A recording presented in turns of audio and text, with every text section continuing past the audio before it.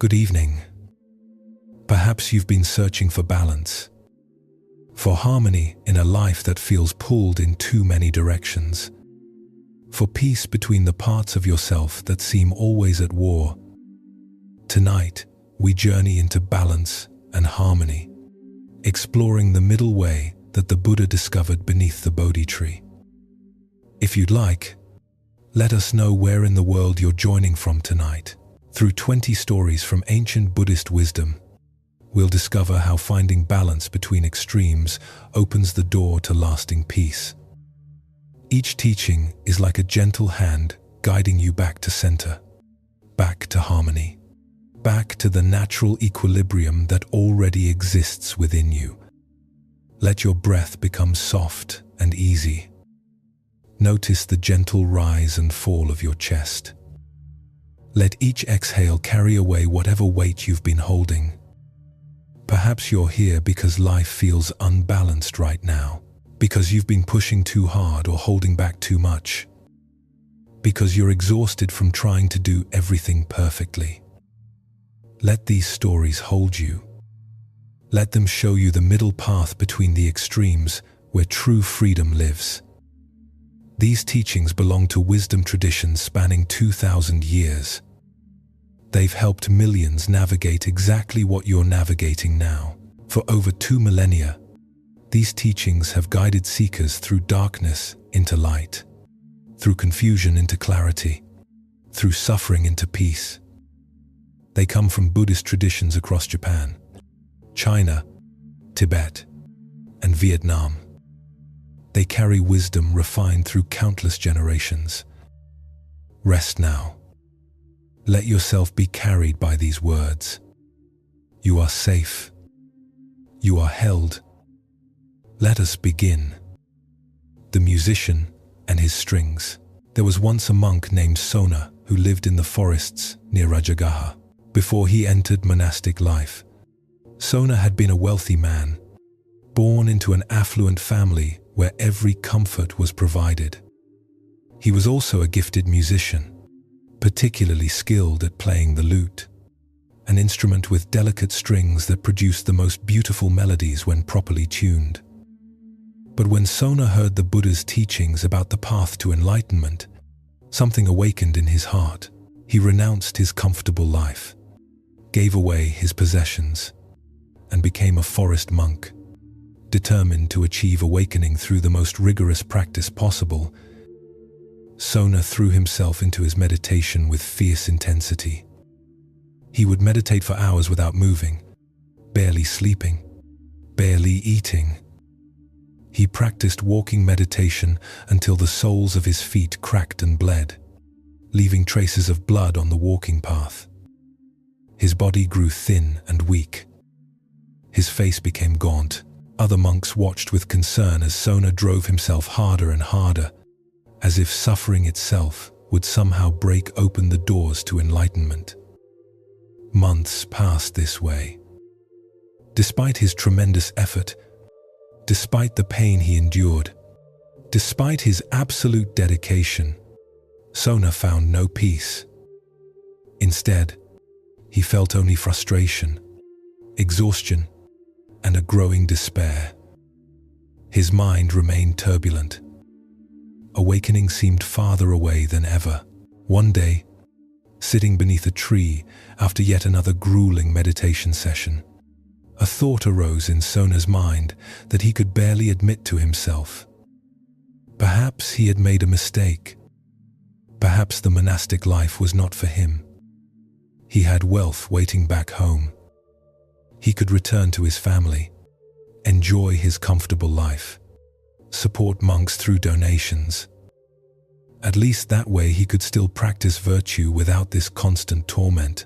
At that very moment, the Buddha was sitting in meditation on Vulture Peak Mountain, several miles away. Sensing Sona's despair with the clarity of his awakened mind, the Buddha rose from his seat. With the ease of someone whose understanding has dissolved all barriers, he appeared beside Sona in the forest. Sona startled to see his teacher there. He bowed deeply, but his body was shaking. The Buddha sat down beside him, his presence like a cool breeze on a sweltering day. "Sona," the Buddha said gently, "tell me something. Before you became a monk, when you were still a householder, were you skilled at playing the lute?" Sona nodded, surprised by the question. "Yes, Lord. Music was my greatest joy. And when you played your lute," the Buddha continued, "if you tightened the strings too much, making them very taut, was your lute then tuneful and playable?" Sona shook his head. "No, Lord, when the strings are too tight, they produce only harsh, strained sounds. Sometimes they would even snap. And when you loosened the strings completely, making them very slack, was your lute then tuneful and playable?" "No, Lord," Sona replied. "When the strings are too loose, they produce no clear tone at all. The music becomes dull and lifeless." The Buddha smiled softly, "But when the strings of your lute were neither too taut nor too loose, but tuned to just the right tension, adjusted to an even pitch, was your lute then tuneful and playable?" "Yes, Lord," Sona said, and in his voice was the memory of beauty, of music flowing effortlessly from perfectly tuned strings. When the strings were balanced just right, the music was clear and beautiful. The lute played easily, and every note rang true. The Buddha looked at him with infinite compassion. "In the same way, Sona, when energy is applied too forcefully in practice, it leads to restlessness and strain. The mind becomes agitated, and peace remains distant. When energy is too slack, it leads to laziness and dullness. The mind sinks, and clarity disappears. Therefore, Sona, find the middle way between these extremes. Balance your energy. Tune the pitch of your effort as you would tune your lute, neither too tight nor too loose. In that balance, you will find what you seek." After these words, the Buddha disappeared, returning to Vulture Peak as quickly as he had come. Sona sat in the forest, and for the first time in months, tears of relief rolled down his weathered face. He understood. That day, Sona adjusted his practice. He ate enough to maintain his strength. He meditated with calm attention rather than fierce forcing. He walked without punishing his body. He found the balance between effort and ease, between trying and allowing. Within a short time, practicing in this balanced way, Sona attained full enlightenment. The awakening he had been desperately chasing through extreme effort came naturally when he learned to walk the middle path. This story reminds us that balance is not weakness, but wisdom.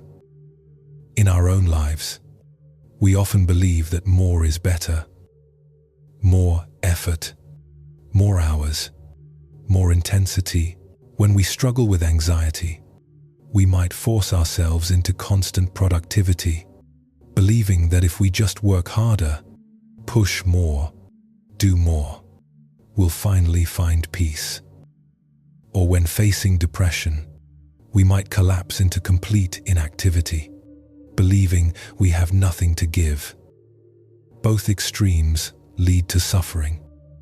Consider your own approach to your challenges. Do you push yourself relentlessly at work, believing that burning out is the price of success? Do you exercise to exhaustion, thinking pain equals progress? Or perhaps you swing the other way, avoiding effort entirely, spending hours scrolling through your phone because trying feels too hard. The middle way asks us to find the place between these extremes, to work diligently but also rest deeply, to try earnestly but not desperately, to care without clutching, to engage without exhausting ourselves. This applies to everything. To parenting, where we can be neither permissive nor tyrannical, but lovingly firm. To relationships, where we can be neither codependent nor distant, but healthily connected. To our spiritual practice, where we can be neither compulsive nor indifferent, but steadily present. Like Sona with his lute strings, we must learn to feel when we're too tight, when we're too loose, and how to find that perfect pitch where life can play its most beautiful music through us. The middle way is not mediocrity. It is mastery. It is the place where we can sustain our efforts over a lifetime rather than burning out in a desperate sprint. It is the place where peace becomes possible. Breathe gently now. Notice if you've been tightening the strings of your own life. Notice where you might need to adjust the tension. Finding that place of balance where you can move through life with both energy and ease. Let your body settle a little deeper. Let the day continue to fall away. Rest as we move into our next story. The Two Rivers. In ancient China, there lived a master craftsman named Chen, who was famous throughout the province for his pottery. His bowls and vases were so perfectly balanced, so beautifully formed, that nobles traveled from distant cities to purchase his work. Chen had 2 apprentices who came to him in the same year. The first apprentice was named Li, a young man of tremendous energy and ambition. Li would arrive at the workshop before dawn and work long after sunset. He threw pot after pot on his wheel, determined to master every technique. His hands were always covered in clay. He rarely rested. The second apprentice was named Wei, a quiet young man who moved through the world at his own gentle pace. Wei would arrive at the workshop when the morning light was full.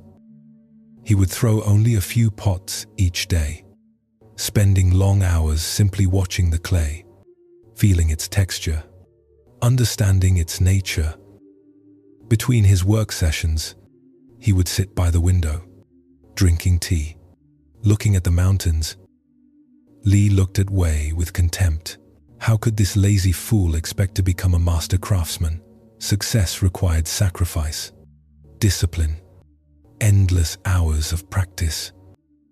Li pushed himself harder, his movements becoming faster, more forceful. His pots multiplied, filling the shelves of the workshop. But Chen noticed something. Li's pots, though numerous, were becoming increasingly flawed. In his urgency, Li would center the clay too quickly, leaving hidden weaknesses. He would trim the edges without patience, creating unevenness. His glazes were applied in haste, resulting in thin spots and drips. Most of his work had to be discarded. Wei's pots, though fewer in number, were nearly perfect. Each one showed a deep understanding of how clay moved, how fire transformed, how glaze and clay married. His forms had an ease to them, a naturalness that came from working with the material rather than forcing it. One day, a wealthy merchant arrived at the workshop with an important commission. He needed 100 identical tea bowls for a ceremony honoring the provincial governor. The bowls had to be flawless, and he needed them in 3 months. Chen looked at his 2 apprentices. "This commission will go to one of you. You each have 3 months. Begin." Li immediately set to work with fierce determination. He calculated that he would need to make at least 5 bowls every day to account for failures and have extras. He began throwing pots at dawn, working through meals, continuing by lamplight late into the night. His wheel never stopped spinning. Clay flew from his hands. In the first week alone, he completed 35 bowls. But when he examined them carefully, he had to discard 28. They were uneven. The walls were too thin in places. The rims wobbled. In his exhaustion, his hands had lost their precision. No matter, he would work harder. He would sleep less. He increased his pace. Wei approached the task differently. He sat with the merchant's sample bowl for a full day, studying it from every angle, feeling its weight, understanding what made it beautiful. Then he prepared his clay with great care, wedging it thoroughly to remove all air bubbles. He worked on his bowls in the morning when his mind was freshest, throwing 2 or 3, then stopping to let them dry to the right stage before trimming. In the afternoon, he would trim the previous day's work. In the evening, he would practice centering clay, building his muscle memory, but creating nothing final. His progress seemed slow. After 1 week, he had completed only 10 bowls. But all 10 were perfect. The 3 months passed. The merchant returned. Li presented his 100 bowls with pride, though he looked terrible. His eyes were sunken from lack of sleep. His hands trembled with exhaustion. He had barely eaten during the final weeks, sustaining himself on tea and determination, but he had done it. 100 bowls. He stood there, swaying slightly, awaiting praise. Chen examined the bowls.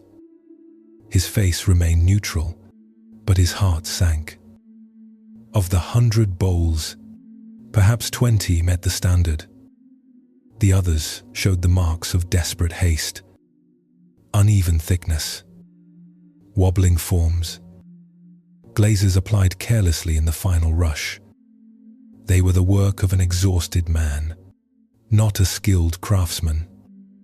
Then Chen turned to Wei's collection.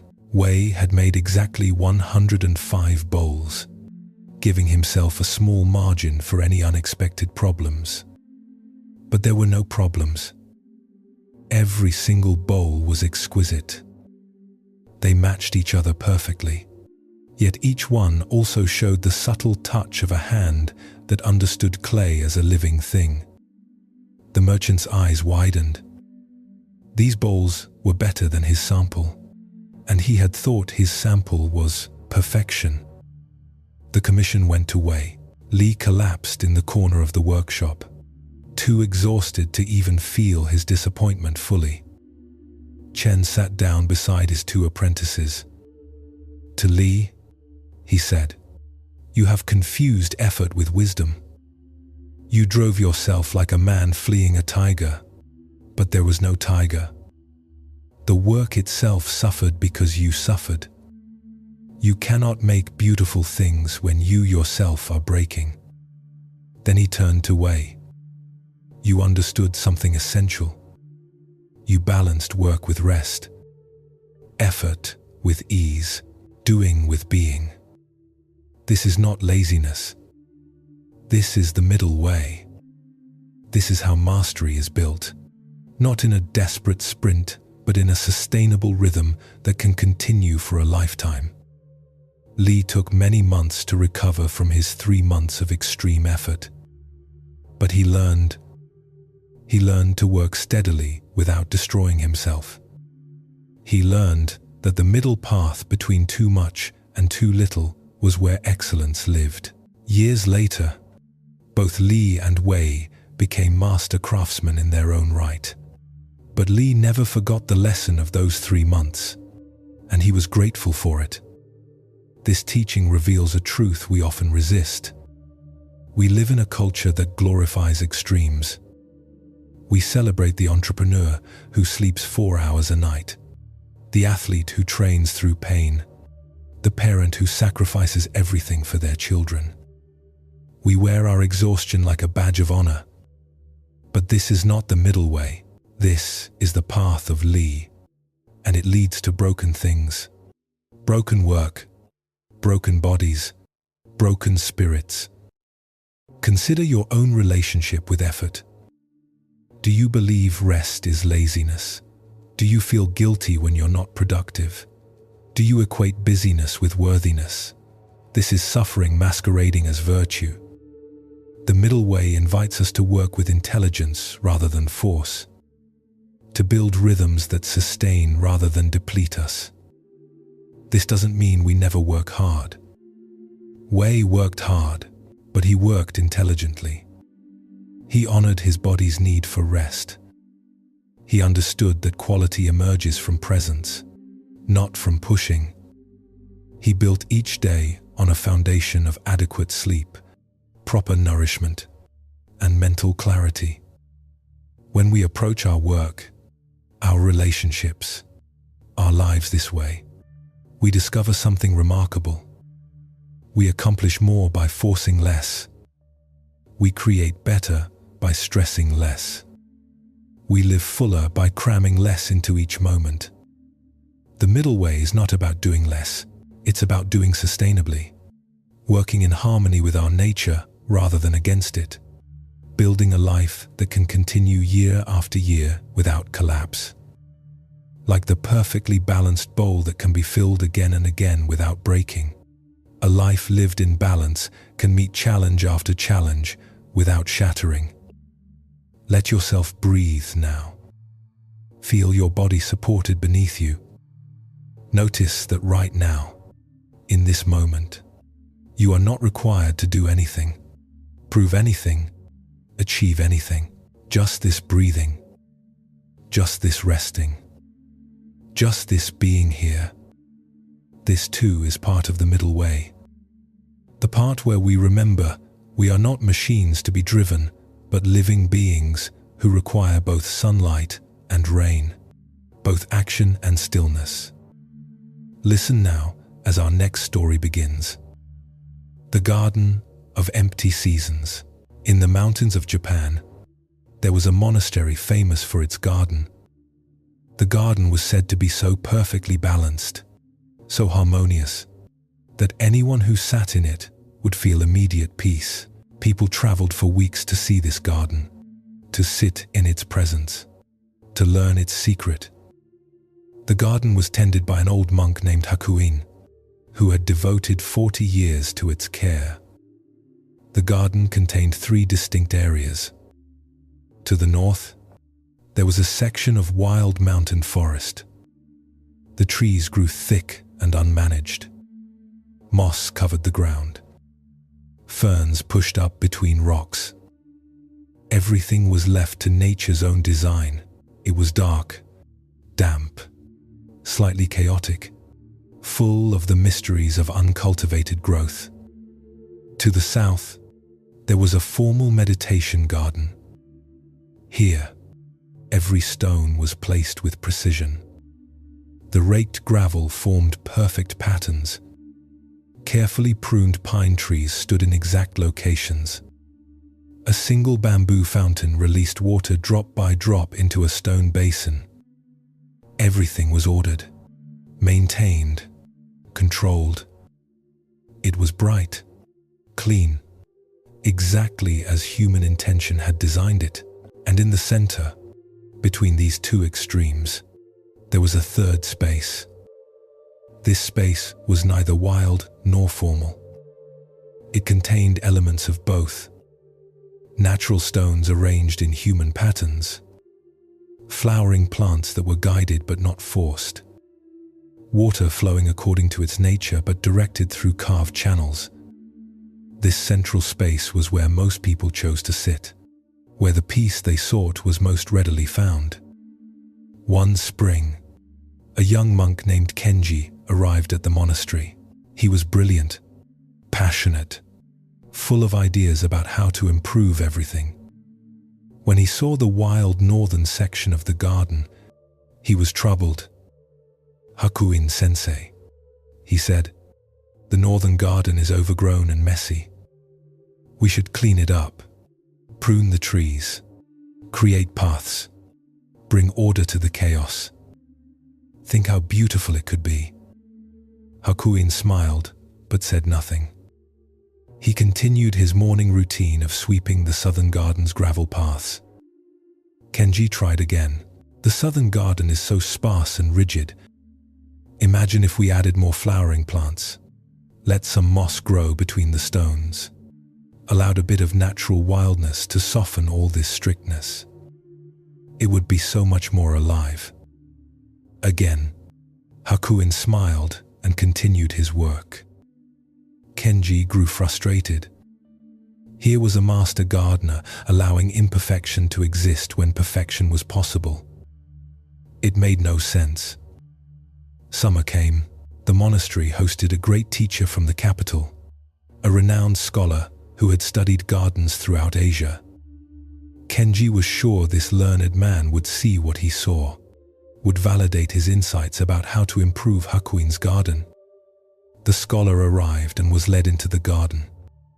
He stood at the entrance, looking north to the wild forest, south to the formal meditation space, and at the center ground where the two merged. He stood there for a long time, not moving, barely breathing. Then tears began to fall down his weathered face. "I have seen gardens throughout this land," he said quietly. "Gardens in palaces, in temples, in the homes of nobles. I have studied the great gardens of China and Korea. But never have I seen a garden that so perfectly captures the middle way that the Buddha taught. This garden is enlightenment itself made visible." He turned to Hakuin. "The wild northern section represents pure nature, yin, the dark, fertile chaos from which all life emerges, the untamed mystery we cannot control. The formal southern section represents pure order, yang, the bright clarity of human wisdom, our ability to create beauty through intention. But the center, where you invite people to sit, is the middle way. It is the place where nature and culture meet, where wildness and order dance together, where we live not as animals driven by instinct, nor as robots driven by rules, but as humans who can find harmony between these forces." Kenji listened, his certainty crumbling. The scholar continued, "If you made the whole garden wild, it would be uncomfortable for people. Too chaotic, too dark, too much uncertainty. If you made the whole garden formal, it would be dead, too controlled, too rigid, too much constraint. But by maintaining all three sections, by allowing the center to emerge from the tension between the other two, the garden teaches what words cannot. It shows that true peace is not found in choosing one extreme over another, but in finding the place between them where both can exist in balance." Hakuin bowed. "You understand. The wild section must remain wild, or we forget the power and mystery of what we cannot control. The formal section must remain formal, or we forget the beauty humans can create through conscious effort. And the center must remain balanced, teaching that our lives are meant to be lived neither in complete wilderness nor in complete order, but in the middle way where both nature and wisdom guide us." From that day forward, Kenji saw the garden differently. He noticed how visitors who spent time only in the wild section became agitated, overstimulated by the chaos. Those who spent time only in the formal section became rigid, tense from all that control.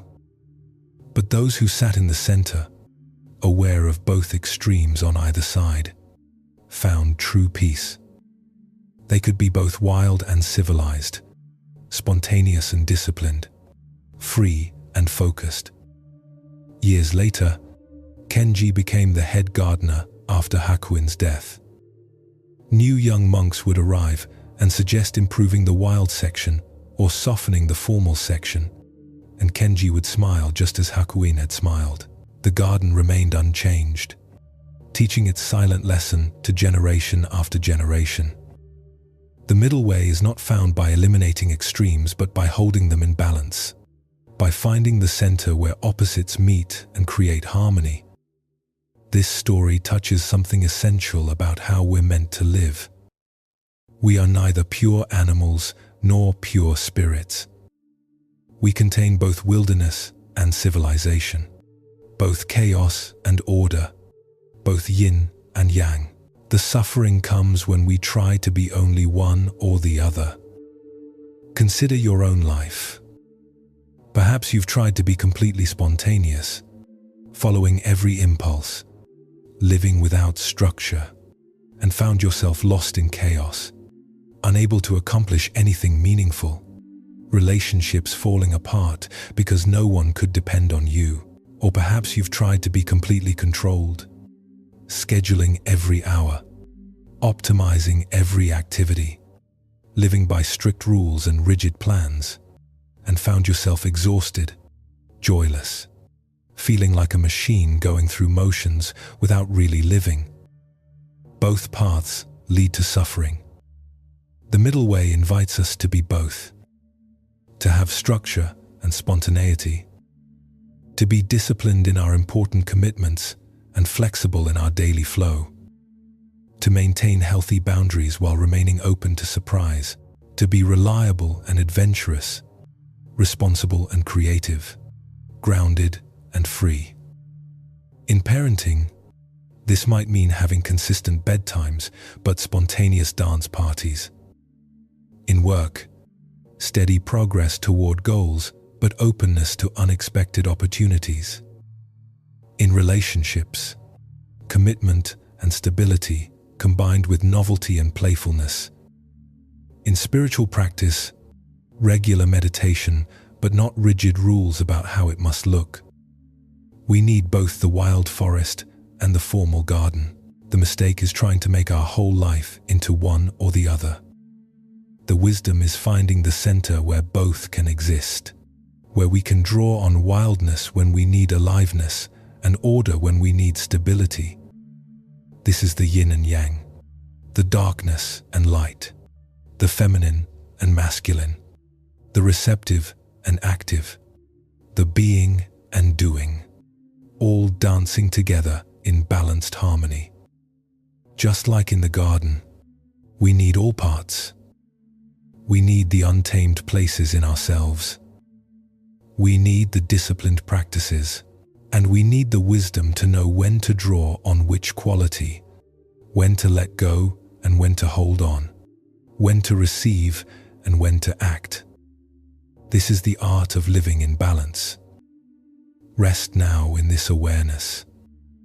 You don't have to choose between the extremes. You can hold both. You can be both. Let your breathing be easy. Let yourself feel the balance between effort and surrender, even in this simple act of breathing. You breathe in, you breathe out. Neither can exist without the other. This is harmony. This is the middle way. The next story comes to us now. The Two Brothers and the Mountain. Long ago, in a village nestled in a deep valley, there were two brothers who both dreamed of reaching the top of the great mountain that rose above their home.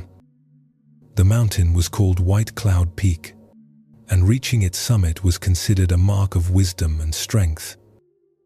The older brother, Taiki, was determined to reach the summit through complete control. He studied maps for months, calculating the perfect route. He trained his body rigorously, eliminating all excess weight, building only the necessary muscles. He prepared supplies with military precision. When he finally began his ascent, every step was measured. He followed his planned route exactly, never deviating. He allowed himself precise amounts of food and water at designated intervals. He rested only at scheduled times. His ascent was a triumph of discipline and planning. But 3 days into his climb, a storm came that was not on any map, that appeared at an unusual season, that his careful preparations could not have predicted. The winds howled from a direction he did not expect. His perfect route became impassable. His rigid schedule meant nothing when the mountain became hidden in clouds. Taiki refused to adapt. He insisted on following his plan. He became lost, disoriented, and eventually had to be rescued by village farmers who knew the mountain's moods better than any map could show.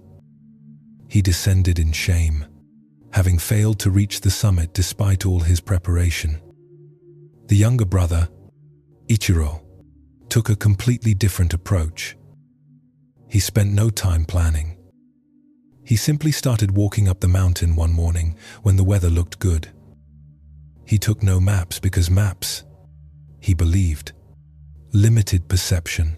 He brought minimal supplies, trusting he would find what he needed. He had no route, no schedule, no strategy. He would simply respond to whatever the mountain presented. For 2 days, this approach worked beautifully. Ichiro felt free, spontaneous, in harmony with nature. He found wild berries to eat. He followed deer trails that led to water. He felt like he was dancing with the mountain rather than conquering it. But on the 3rd day, he reached a section where his lack of preparation became dangerous. A difficult cliff face that would have been clear on any map. He had no rope, no tools, no knowledge of alternative routes. He tried to free climb it based on pure instinct, and fell, breaking his arm.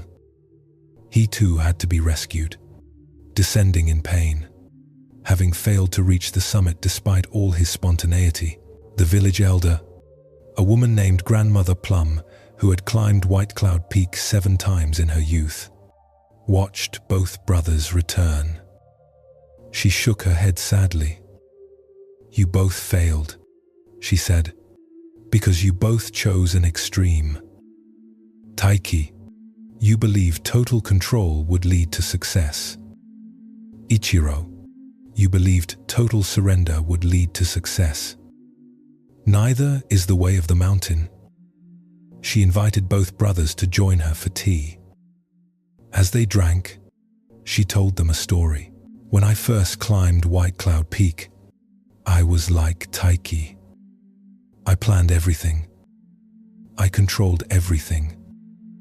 And like you, Taiki, I failed. The second time I climbed, I was like Ichiro.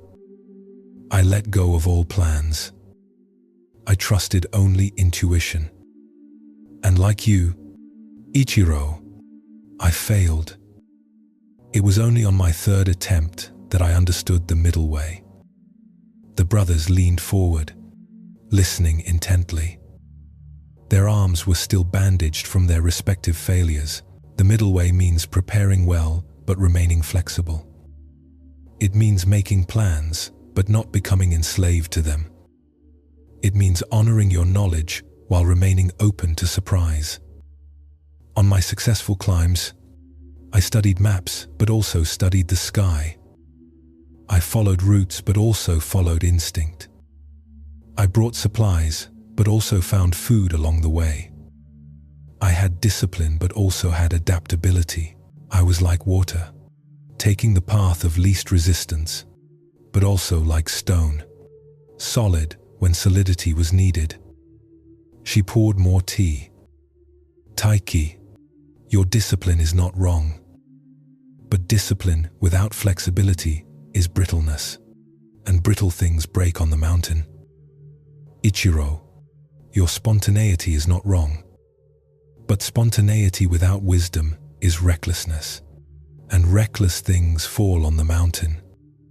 You must find the place between." The brothers understood. They spent a year practicing this middle way, not in climbing, but in daily life. Taiki learned to dance with uncertainty, to change plans when conditions changed, to trust his body's wisdom alongside his mind's preparation. Ichiro learned to study and prepare, to build knowledge alongside intuition, to create structure that supported rather than constrained his natural flow. When they climbed together the following spring, They reached the summit easily. They had maps, but didn't follow them slavishly. They had plans, but adapted them constantly. They moved with both discipline and spontaneity, both preparation and presence. On the summit, they built a small cairn as an offering of gratitude, not to their own achievement, but to the mountain for teaching them how to balance wisdom and wildness, planning and presence, control and surrender. This teaching goes deep into how we approach all challenges in life. We have two basic impulses when facing difficulty. The first is to control everything. Make detailed plans. Research obsessively. Eliminate all uncertainty. Build elaborate systems. The second is to let go of all control. Don't plan at all. Just go with the flow. Trust that everything will work out. Follow your feelings. Both approaches have truth in them. Both approaches, taken to extremes, lead to failure. Consider something in your own life that feels challenging, perhaps a career transition, a relationship difficulty, a health concern. Are you approaching it like Tai Chi, trying to control every variable, making elaborate plans, researching endlessly, believing that if you just plan perfectly enough, nothing can go wrong? This approach leads to rigidity and anxiety. Life is unpredictable. No amount of control can eliminate uncertainty. When the unexpected comes, and it always comes, the over-controlled plan shatters, and so do we. Or are you approaching it like Ichiro, avoiding all planning, telling yourself you're being spontaneous and trusting the universe? But actually, you're just afraid to look at the difficulty clearly, to make necessary preparations, to take responsibility for the outcomes. This approach leads to chaos and crisis. Yes, life requires flexibility. But flexibility without foundation is just flailing. When reality demands concrete action, pure spontaneity isn't enough. The middle way that Grandmother Plum teaches is the integration of both. Prepare well, but hold your plans lightly. Build your knowledge, but remain humble about what you don't know. Create structure, but leave room for serendipity. Have discipline, but maintain flexibility. Be clear about your direction, but willing to adjust the route. This is not sitting on a fence between two positions. This is standing in a third position that contains both, that draws on the strengths of each extreme while avoiding their weaknesses. In practical terms, this might mean having a career goal but remaining open to unexpected opportunities. Having a relationship intention but adapting to your partner's reality. Having health practices you follow consistently but adjusting them when your body signals different needs. It means being both the planner and the improviser, both the strategist and the dancer, both the scientist and the poet. Most wisdom traditions point to this integration. Not either or, but both and.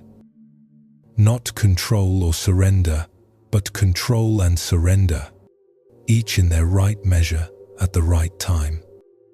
Your breath continues now, steady and calm. You are not required to figure everything out tonight. Not required to make perfect plans or to let go of all plans. Just breathe. Just rest. Let your body teach you about balance as it balances oxygen and carbon dioxide, as it balances tension and relaxation in every muscle, as it balances countless systems without your conscious effort. Your body already knows the middle way. Let your mind learn from it. Another teaching arrives for us now. The tea master's daughter. In a town known for its tea ceremonies, there lived a tea master named Keiko who ran a small but respected tea house. Keiko had a daughter, Yuki, who was expected to continue the family tradition. From childhood, Yuki was trained in every aspect of the tea ceremony. The precise way to fold the cloth, the exact angle to hold the ladle, the specific rhythm of whisking matcha. Every movement was prescribed. Every gesture had meaning. There was a right way and a wrong way, and Yuki learned them all. By the time Yuki was 20, she could perform the tea ceremony flawlessly. Her movements were perfect. Her timing was exact. Every detail met the standards that had been passed down for generations. But somehow, when Yuki served tea, people felt nothing. The ceremony was correct but cold, beautiful but lifeless. It was like watching a clockwork mechanism perform precise movements. Technically perfect, spiritually empty. Yuki knew this. She could see it in the eyes of guests. They would bow politely, thank her formally, but there was no spark of connection, no moment of shared humanity that the tea ceremony was meant to create. She felt like a prisoner of all the rules she had learned. The more perfectly she performed them, the more constrained she felt. One day, Yuki told her mother she was leaving. She would give up tea ceremony entirely. The rules were suffocating her. She needed to breathe. She needed freedom. She moved to a distant village where no one knew about tea ceremony, where she could live however she wanted, do whatever she felt, follow every impulse without any rules constraining her. For 6 months, Yuki lived without structure. She woke when she wanted, ate what she craved, made plans and broke them on whim. She painted without technique. She danced without form. She felt wonderfully free. But slowly, something else began to happen. Without any structure, her days became meaningless. Her art, unbounded by any discipline, became sloppy and incoherent. Her relationships, based only on momentary feeling, lacked depth. She drifted through life like a leaf on wind, going wherever the current took her, and this too began to feel like a kind of prison. The prison of having no ground beneath her feet. One evening, sitting in her small rented room, Yuki realized she was no happier in complete freedom than she had been in complete structure. Something was missing in both extremes. She thought of her mother, thought of the tea ceremony, and for the first time, understood something she had never understood before. She returned home. Her mother opened the door, smiled, said nothing. That evening, Keiko made tea for her daughter. But this time, Yuki watched with different eyes. She saw that, yes, her mother followed the forms. But within those forms, there was tremendous aliveness. Her mother's movements were prescribed, but they were not mechanical. There was feeling in how she folded the cloth, personal expression in the angle of the ladle, love in the whisking of the tea. The form was like a riverbank that gave the water direction while allowing it to flow. Without the banks, the river becomes a swamp. Without the water, the banks are just empty ditches. Both were needed. "Mother," Yuki said, "teach me again, but this time, help me understand how to bring myself into the form without breaking it, how to follow the way without losing my own heart." Keiko smiled. "Now you are ready to learn tea ceremony. Before, I taught you the structure, thinking you would discover the spirit on your own. Then you sought the spirit, thinking you could find it without structure. Now you understand they are not separate. The form is not a cage. It is a container that allows the spirit to take shape in a way others can receive it.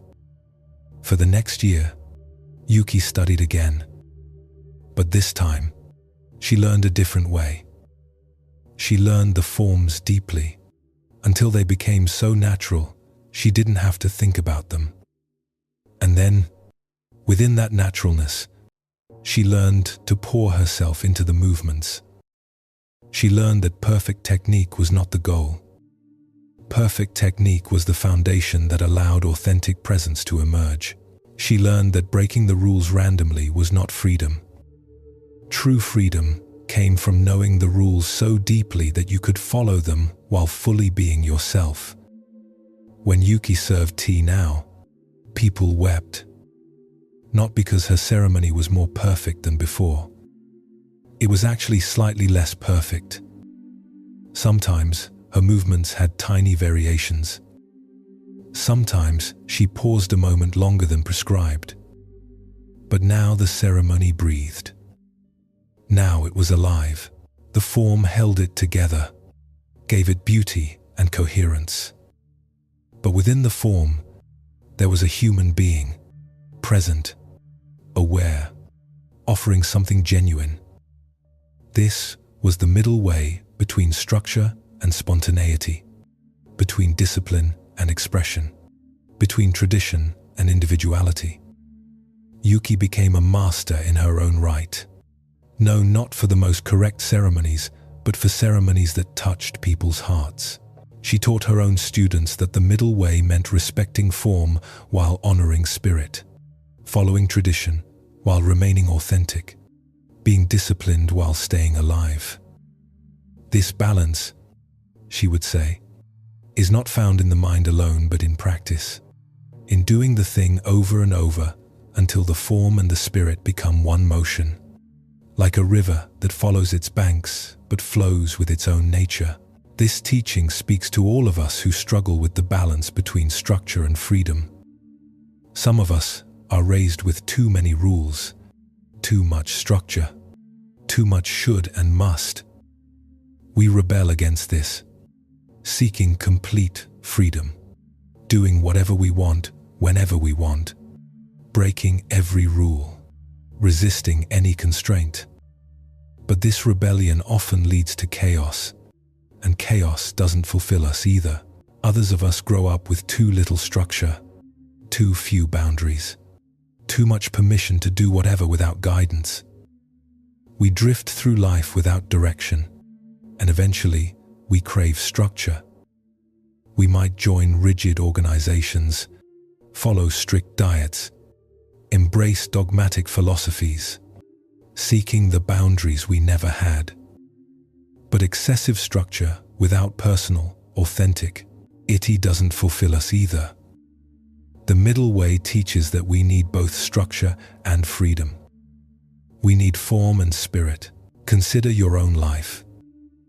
In your work, you need some structure. Deadlines help you complete things. Regular hours help you show up consistently. Standards help you refine your craft. But if structure becomes so rigid that there's no room for creativity, no space for your unique voice, no permission to experiment, work becomes deadening. In relationships, you need some structure. Commitments help create security. Boundaries help maintain respect. Agreements help coordinate shared life. But if every interaction is prescribed, if there's no room for spontaneity, if everything must be negotiated and scheduled, relationships become transactional rather than alive. The middle way is finding how to dance within the form, how to show up consistently while remaining authentic, how to honor commitments while staying present to what's actually happening, how to maintain standards while leaving room for human imperfection. This is especially important in any creative practice, whether you write, paint, make music, or simply live creatively. You need both discipline and freedom. If you only follow your inspiration, Only create when you feel like it. Your work will be erratic and incomplete. But if you only follow technique, only do what's correct, your work will be lifeless and derivative. The mastery is learning your craft deeply enough that technique becomes natural, and then bringing your whole authentic self into that technique. This is the tea ceremony that Yuki learned to perform. Form so natural it seems like no form at all. Structure so integrated it feels like pure spontaneity. This is available to all of us in how we live each day. Can we have routines that support us without imprisoning us? Can we have values that guide us without rigidly constraining us? Can we have practices that shape us without deadening us? This is the question. This is the practice. This is the middle way. Rest now in not needing to resolve this immediately. The balance between form and freedom is found through living, not through thinking. Let your breathing continue. Let your body rest. You're held here in this moment, exactly as you are. Let the next story come. The carpenter who loved trees. There was once a carpenter named Koji who lived in a mountain village. Koji loved trees more than anything. He would spend hours in the forest, sitting with the ancient cedars and pines, feeling their presence, marveling at their patience and strength. When Koji first started learning carpentry, he couldn't bear to cut trees. Every tree was sacred to him. Every tree was beautiful exactly as it was, growing according to its nature. The thought of taking a saw to these magnificent beings filled him with guilt and sorrow. For 2 years, he refused to cut a single tree. He only worked with wood that had fallen naturally, with branches blown down in storms, with trees that had died of old age. His teacher, Master Takeda, watched this with patience. Koji's work was limited and repetitive. He could only create what the randomly available wood allowed. His furniture was simple, often crude. He had no control over the grain, no choice of the best wood for each purpose. But Takeda said nothing. He let Koji follow this path. Then one year, a fire swept through the village. 20 houses burned down, including the home of a family with 3 young children. Winter was coming. The family desperately needed shelter. They came to Koji, begging him to build them a small house. They had no money but could pay in rice and vegetables. Koji wanted to help, but he had no suitable wood. The fallen branches and dead trees he worked with could not build a house that would last, that would shelter these children through winter storms. Koji walked into the forest, his heart breaking. He approached a tall, straight cedar, perfect for building. He placed his hand on its trunk, feeling its life, its years of growth. Tears rolled down his face, but he also thought of the 3 children who needed shelter. He thought of winter coming. He lifted his saw, apologized to the tree, and began to cut. With each stroke, he wept.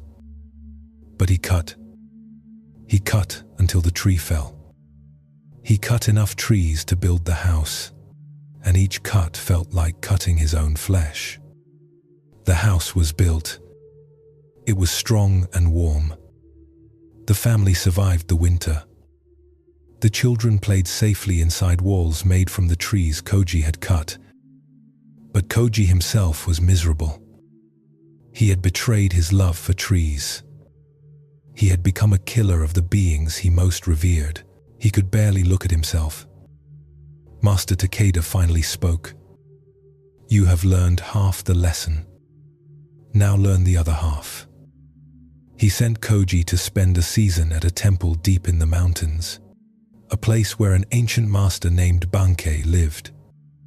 Bankei was both a Zen teacher and a woodworker of legendary skill. When Koji arrived, he poured out his guilt and sorrow. Bankei listened without judgment. Then he said, "Come with me." He led Koji into the forest behind the temple. They stood among massive old-growth trees that had been alive for hundreds of years. "These trees," Bankei said, "I will never cut. They are the elders of this forest. They provide seeds for future generations. They hold the mountain soil in place. They shelter countless creatures. To cut them would be to wound the forest itself. I honor them by letting them live out their full lives." Then Bankei walked to a different area where younger trees grew densely, competing with each other for light and space. "These trees," he said, "I thin carefully. By cutting some, I allow others to grow stronger. The ones I cut are used with respect and gratitude. Nothing is wasted. The lumber becomes buildings that shelter people. The scraps become fuel that warms people. The sawdust becomes mulch that feeds new growth. One tree, transformed by human hands, becomes part of a cycle of usefulness that extends its value beyond its individual life." Koji was confused. "But isn't cutting still killing? Isn't use still taking?" Bankei shook his head gently. "You see two extremes. Never cutting any tree, or cutting without care. The middle way is cutting with wisdom. Cutting what can be cut without harming the whole. Cutting with gratitude and respect. Using what we take with care and skill. Wasting nothing. Honoring the sacrifice by creating something beautiful and useful. This is not domination of nature. This is participating in nature's cycles." He showed Koji how he selected trees. Never the oldest, never the youngest, never too many from one area. Always leaving the forest healthier than before. Always using every part of what he took. Always planting new trees to replace what he harvested. The middle way is not refusing to cut trees. That is one extreme. The middle way is not cutting carelessly. That is the other extreme. The middle way is selective cutting, respectful use, grateful receipt, beautiful crafting, and renewed planting. It is participation in the natural cycles, not extraction from them. Koji spent months with Bankei, learning not just which trees to cut, but how to cut them. How to honor them with prayers and gratitude before each cut. How to use every part, wasting nothing. How to create objects of such beauty and usefulness that the tree's sacrifice was justified by how many people were served by its transformation. How to plant 5 trees for every tree cut, ensuring future abundance. When Koji returned to his village, he was transformed. He no longer refused to cut trees, but he also didn't cut carelessly. He became known for the wisdom of his forestry and the beauty of his carpentry. He created furniture that lasted generations, houses that stood for centuries, tools that were treasured and passed down, and he planted forests that would provide for people long after his death. This story teaches something profound about our relationship with the world. Some of us believe that to be spiritual or ethical, we must take nothing, use nothing, impact nothing. We feel guilty about eating food, using resources, having any effect on the environment. This is one extreme. It's impossible to live this way without hypocrisy. And it's not actually what nature teaches us. Every creature uses resources. Every life depends on other lives. This is not wrong. This is the nature of being alive. The other extreme is using without thought, taking without gratitude, consuming without care, depleting without renewal. This is the way of domination, of treating the world as a resource to be extracted rather than a living community to participate in. This causes immense harm. This is what leads to devastation. The middle way is what Bankei taught. Participate in life's cycles with awareness, gratitude, and wisdom. Take what you need, not more than you need. Use what you take with care and skill. Waste nothing. Give back what you can. Create beauty from what you receive. This applies to food, to possessions, to energy, to all resources. When you eat, eat with gratitude for what gave its life. Don't waste food. Don't take more than you need. When you buy something, choose quality that will last rather than cheap disposability. When you use energy, use it consciously, not carelessly. When you receive the gifts of the earth, give back through responsible choices, through supporting renewal, through caring for the whole. This is not about perfection. It's not about never using anything. It's about the quality of attention we bring to our use. It's about balancing our needs with respect for the whole. It's about finding that middle way between extraction and paralysis, between domination and denial. In daily life, this might mean eating meat occasionally, but choosing quality sources raised with care, rather than factory-farmed abundance or rigid vegetarianism that doesn't fit your body. It might mean driving when necessary, but also walking when possible. It might mean buying new when needed, but also repairing, reusing, choosing quality over quantity. It's the middle way between ascetic, self-denial, and unconscious consumption. Your breath continues, easy and natural. You are part of these cycles too. You receive oxygen from trees. You give back carbon dioxide for trees to use. This is participation. This is the middle way. Not taking without giving. Not giving without receiving. But flowing in balance with the whole. Rest in this awareness. Let the next teaching find you. The merchant's scales. In ancient China, in a bustling market town, there lived a merchant named Bao who sold grain. Bao took great pride in his honesty. When he sold grain to customers, he never cheated them. His scales were perfectly balanced. When a customer paid for 5 pounds of rice, they received exactly 5 pounds. Not a grain more, not a grain less. Other merchants in the market sometimes added extra to create goodwill. A customer paying for 10 pounds might receive 10.5 pounds as a gift. But Bao thought this was foolish. Business was business. Fair meant equal. When someone paid for 5 pounds, they should receive 5 pounds. Anything more was wasteful charity, not honest trade. One day, a famous Buddhist teacher named Master Huineng came to the market. He watched Bao at work, observed his precise measurements. He noticed how he would sometimes remove a few grains to ensure the weight was not even slightly over. Huineng approached Bao's stall and asked to buy some rice. Bao measured exactly 2 pounds into a bag, checking carefully that it was neither over nor under. He handed it to Master Huineng and named his price. Huineng paid, thanked him, but before leaving, he said, "You have honest scales, but an ungenerous heart. This is imbalance." Bao was offended. "I am perfectly fair. I don't cheat anyone. How is that ungenerous?" Huineng smiled gently.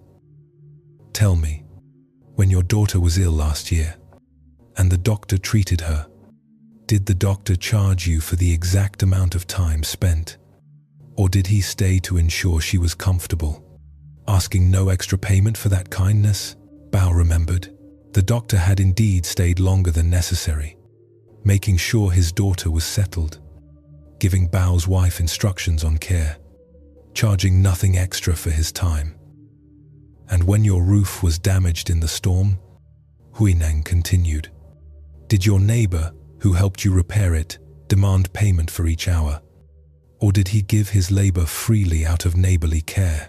Bao nodded slowly. His neighbor had worked for 3 days, refusing all payment except shared meals. Yet you, Huineng said, measure each grain as if generosity would bankrupt you. You receive the overflow of others' kindness, but offer none yourself. This is one extreme. Bao. It is not the middle way. Bao started to protest, but Huineng raised his hand. Wait. There is another merchant I want you to meet. He led Bao across the market to a stall run by a woman named Mei. Mei was beloved by everyone. She gave freely, often adding extra rice to purchases, sometimes giving food away to those who couldn't pay. Her stall was always crowded with grateful customers. But as Bao watched, he noticed something. Mei's generosity was bankrupting her. She had no reserves. When her supplier raised prices, she had no savings to cover the increase. She was going into debt. Her own family was suffering because she gave so much away that she couldn't provide for them. She was exhausted, worn thin by trying to help everyone, unable to say no to any request. Huineng turned to Bao. Mei's heart is generous, but she has no boundaries. She is drowning in her own kindness. This is the other extreme.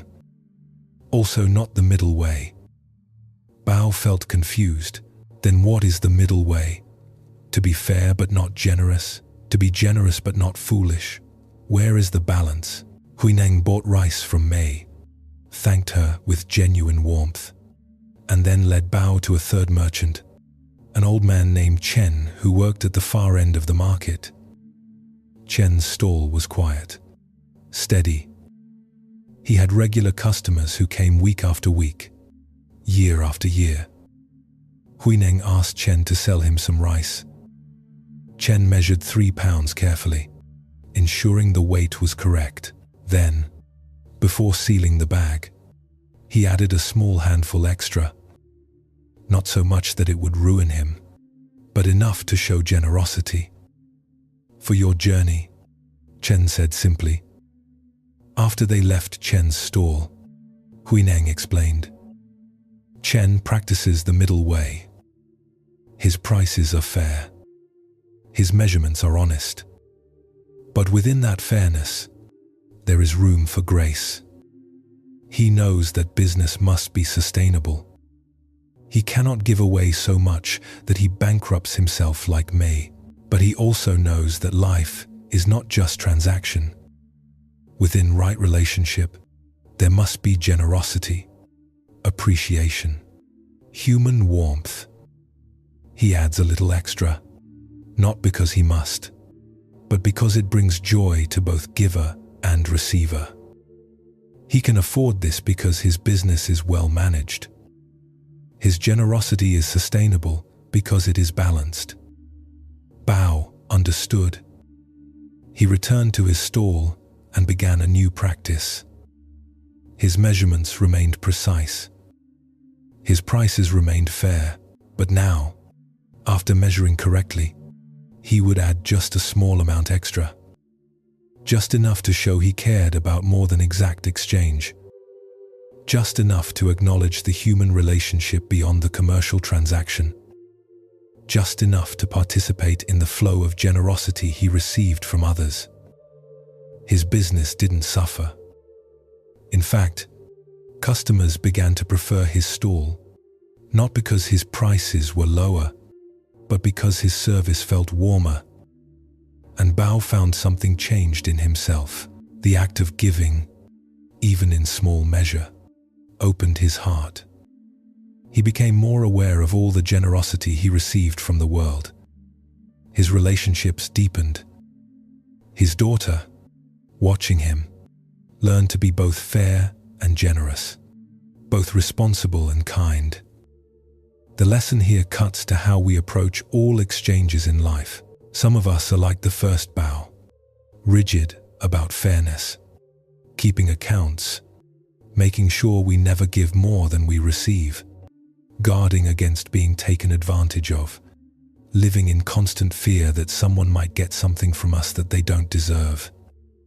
This creates a life of isolation. We become closed, hard, unable to receive the warmth that flows naturally between humans when generosity is present.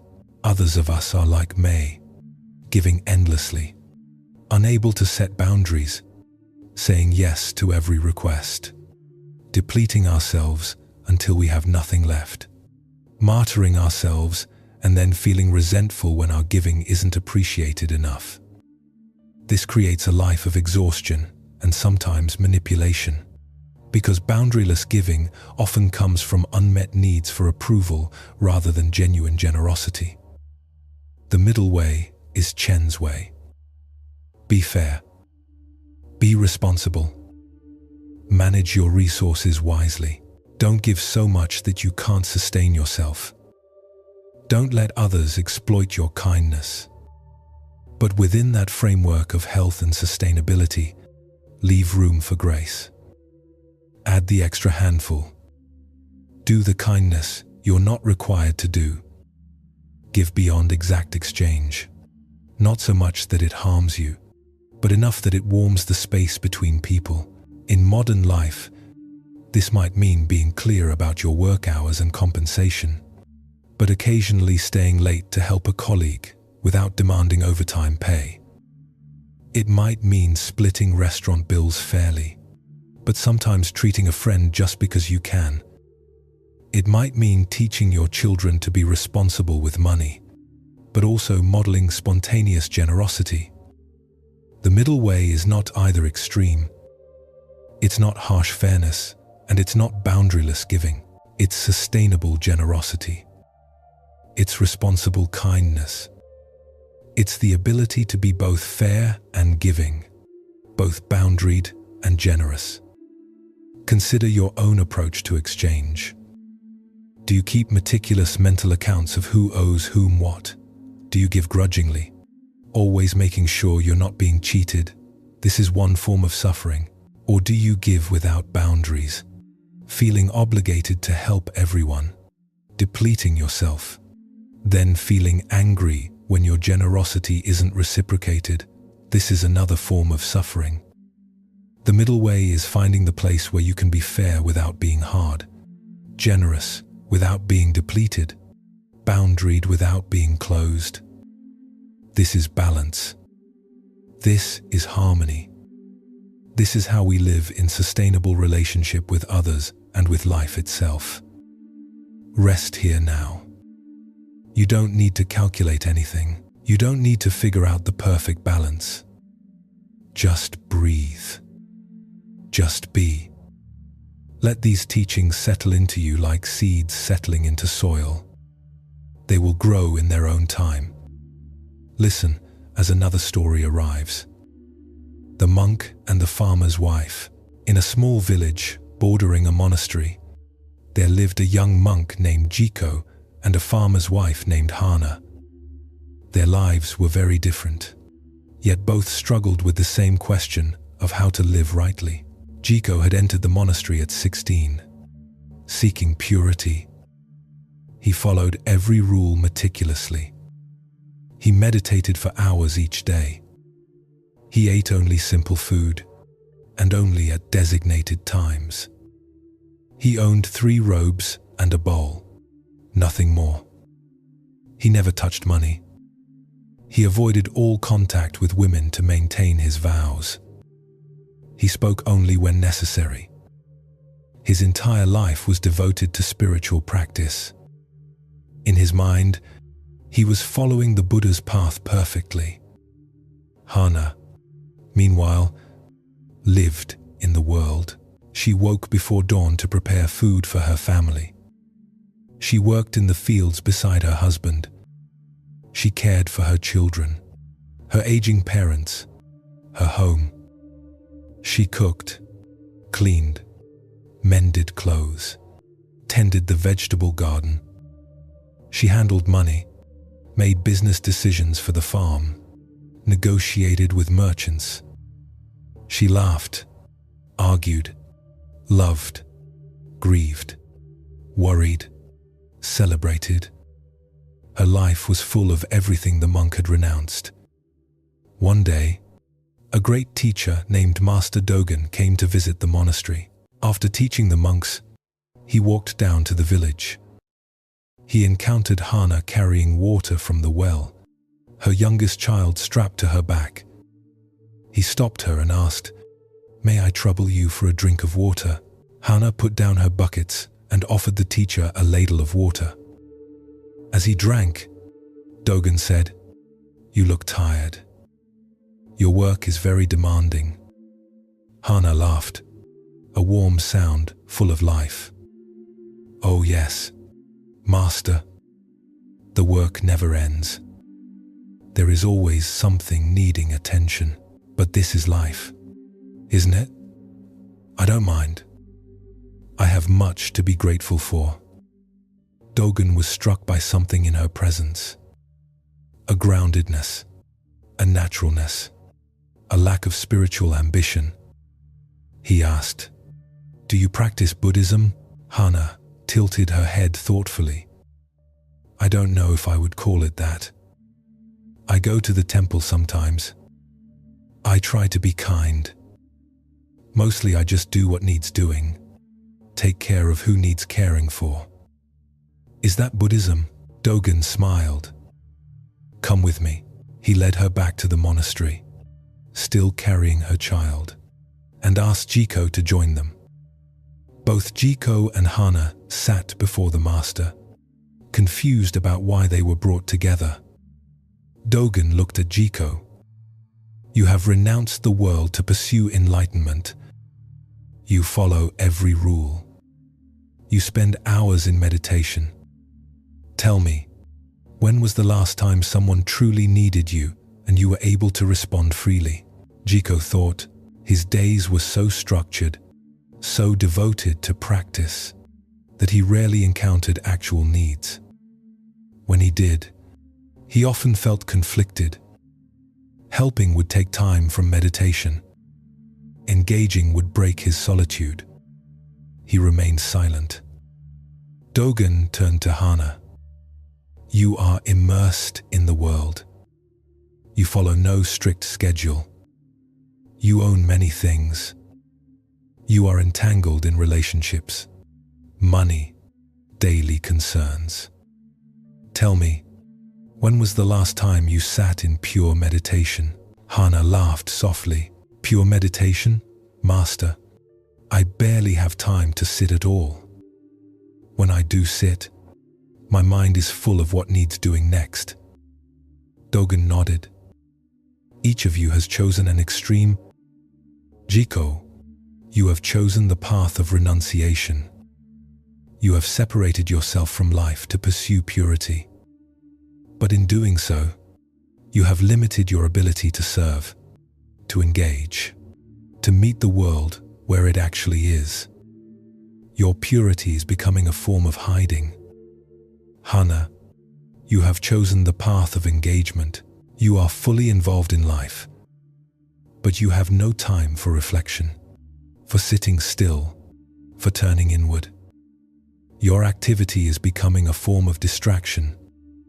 He paused, letting this sink in. The Buddha taught the middle way. Not complete renunciation and not complete engagement, but something between. Jiko, your practice must include compassion that acts, not just contemplation that withdraws. Hana, your work must include moments of stillness, not just constant motion. Over the following months, Both Jiko and Hana adjusted their approaches. Jiko began to include service in his practice. He helped repair things in the monastery. He taught children who came to visit. He assisted villagers when they asked for help, seeing this not as interruption, but as practice. His meditation became not an escape from life, but a way to more skillfully engage with it. Hana began to include stillness in her busy life. She would pause before dawn, sitting for even 5 minutes before her family woke. While nursing her child, she would practice mindful breathing. While washing dishes, she would bring full attention to the task as a form of meditation. Her activity became more conscious, less driven by compulsion, and more infused with presence. Years later, Master Dogen said of them, Jiko learned that renunciation without engagement is sterile.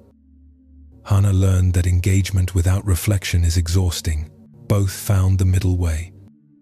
Jiko became a monk who served the world through his practice. Hana became a householder who practiced through her service. Neither path is superior. What matters is balance. This teaching speaks directly to a confusion many of us feel about spirituality and practical life. Some people believe that to be truly spiritual, you must withdraw from the world, meditate for hours, simplify to the extreme, avoid money, relationships, worldly concerns, but this can become a form of spiritual bypassing, using practice as an excuse to avoid the messy challenges of actual human life. Other people throw themselves completely into worldly life. They work endless hours, take care of everyone, engage in constant activity, but never stop to reflect, to sit still, to look inward. They're so busy doing they forget about being. This can become a form of spiritual avoidance too, using busyness to avoid facing themselves. The middle way recognizes we need both. If you're drawn to meditation and contemplation, find ways to also serve and engage. Let your practice flow into action. Let your insights inform how you meet the world. If you're drawn to service and activity, find ways to also sit still and reflect. Let your action be informed by inner awareness. Let your busy days include moments of pause. This doesn't mean trying to do everything. It means finding your own balance. Maybe you do need to simplify your life. But simplicity, for its own sake, is just another form of grasping. Maybe you need to be more engaged with your community. But activity for its own sake is just another form of running away. The middle way asks, what does balance look like for you in your actual life, with your actual responsibilities and capacities? Not what should it look like theoretically, but what does wisdom require right now? In these circumstances, for some, this might mean adding meditation to a busy life. For others, it might mean adding service to a contemplative practice. For others still, it might mean simply bringing more consciousness to what they're already doing, transforming ordinary activity into practice.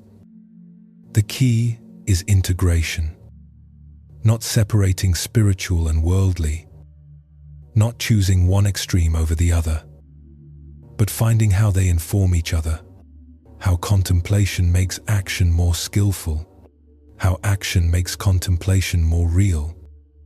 Breathe quietly now. You don't need to be either pure monk or busy householder. You can be who you are, where you are, bringing both depth and engagement, both stillness and action, both being and doing into your unique life. This is enough. This is the middle way. Let another story come now to guide you deeper into rest. The potter's clay. There was an old potter named Setsuko who lived in a village famous for its ceramics. Setsuko had been making pots for 60 years. and her work was considered among the finest in the region. Students came from far away to learn from her, but she rarely accepted apprentices. She would watch how they worked with clay, and most, she would send away with kind words, but no instruction. One spring, 2 young potters arrived on the same day, both hoping to study with Setsuko. The first was a young man named Hiro, who believed in complete control. He had studied every technique, memorized every method. When he worked clay, every movement was precise. He calculated moisture content exactly. He measured everything. His hands moved according to textbook descriptions. His pottery was technically perfect but somehow lifeless, as if made by a machine rather than a human. The second was a young woman named Rei, who believed in complete intuition. She trusted only feeling. She never measured anything, never planned, just responded to each moment. When she worked clay, sometimes she created beautiful accidents, but more often, her pots collapsed or cracked because she ignored the basic principles of how clay behaves. Her work was passionate but unstable. Setsuko watched them both work for several days. Then she called them to her wheel. Both of you misunderstand the relationship with clay. Hiro, you try to dominate the clay with your will. Rei, you try to let the clay do whatever it wants. Neither is correct. Clay is its own being. It has its own nature, its own properties. You cannot force it, but you also cannot just let it be. You must learn to dance with it. She placed a lump of clay on her wheel and began to center it. Her hands were old, weathered, but they moved with a certainty that had nothing to do with force. Feel this, she said to Hiro. I am pressing firmly, but not forcing. I am guiding the clay to center, but I am also feeling how it wants to move. If I force too much, it resists. If I give too little guidance, it wobbles off center. I must find the pressure that works with the clay's nature, not against it. Hiro watched, amazed. It looked effortless, but he could see the subtle adjustments Setsuko was making constantly, responding to feedback from the clay itself. Then Setsuko began to raise the walls of a pot. And this, she said to Rei, requires understanding clay's properties. Clay can only be pulled so thin before it tears.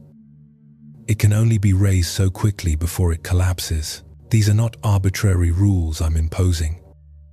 These are the nature of clay itself. If I ignore them, as you do, I will fail. But within these natural limits, there is infinite creative possibility. Rei watched as Setsuko's pot took shape. It wasn't random or accidental. Every curve had intention behind it. But the intention worked with the clay's properties rather than against them. The resulting pot had both structure and aliveness, both precision and soul. This is the middle way with clay, Setsuko explained. Know the principles deeply. Understand the material thoroughly. But then work with feeling, intuition, presence. Let your knowledge become so natural that you forget you know it, and then your hands can respond freely to each moment, creating form that is both controlled and spontaneous, both planned and surprising, both technically sound and emotionally alive. She had them practice this. Hiro had to learn to feel, to respond, to let go of his rigid control while maintaining his technical knowledge. Rei had to learn structure, to study how clay actually behaves, to build a foundation of understanding that could then support her intuition. Both struggled. For Hiro, Letting go of control felt terrifying. For Ray, studying principles felt like imprisonment. But slowly, over many months, both began to find the balance. Hiro's work became alive while remaining technically excellent. Ray's work became stable while remaining passionate. They were learning the middle way between control and surrender, between technique and intuition, between knowledge and feeling. Years later, both became master potters in their own right. Hiro's work was known for its perfect marriage of form and feeling. Ray's work was known for its passionate beauty that never sacrificed structural integrity. Both credited Setsuko with teaching them the most important lesson. Mastery is not choosing between extremes, but integrating them. True skill is knowing the rules so deeply that you can follow them while appearing to break them. Being so grounded in technique that intuition can safely soar. This teaching extends far beyond pottery into every aspect of how we develop skill and mastery in anything. In learning music, you cannot just follow rules and techniques mechanically.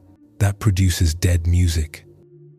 But you also cannot just play whatever you feel without learning the instrument, the scales, the theory.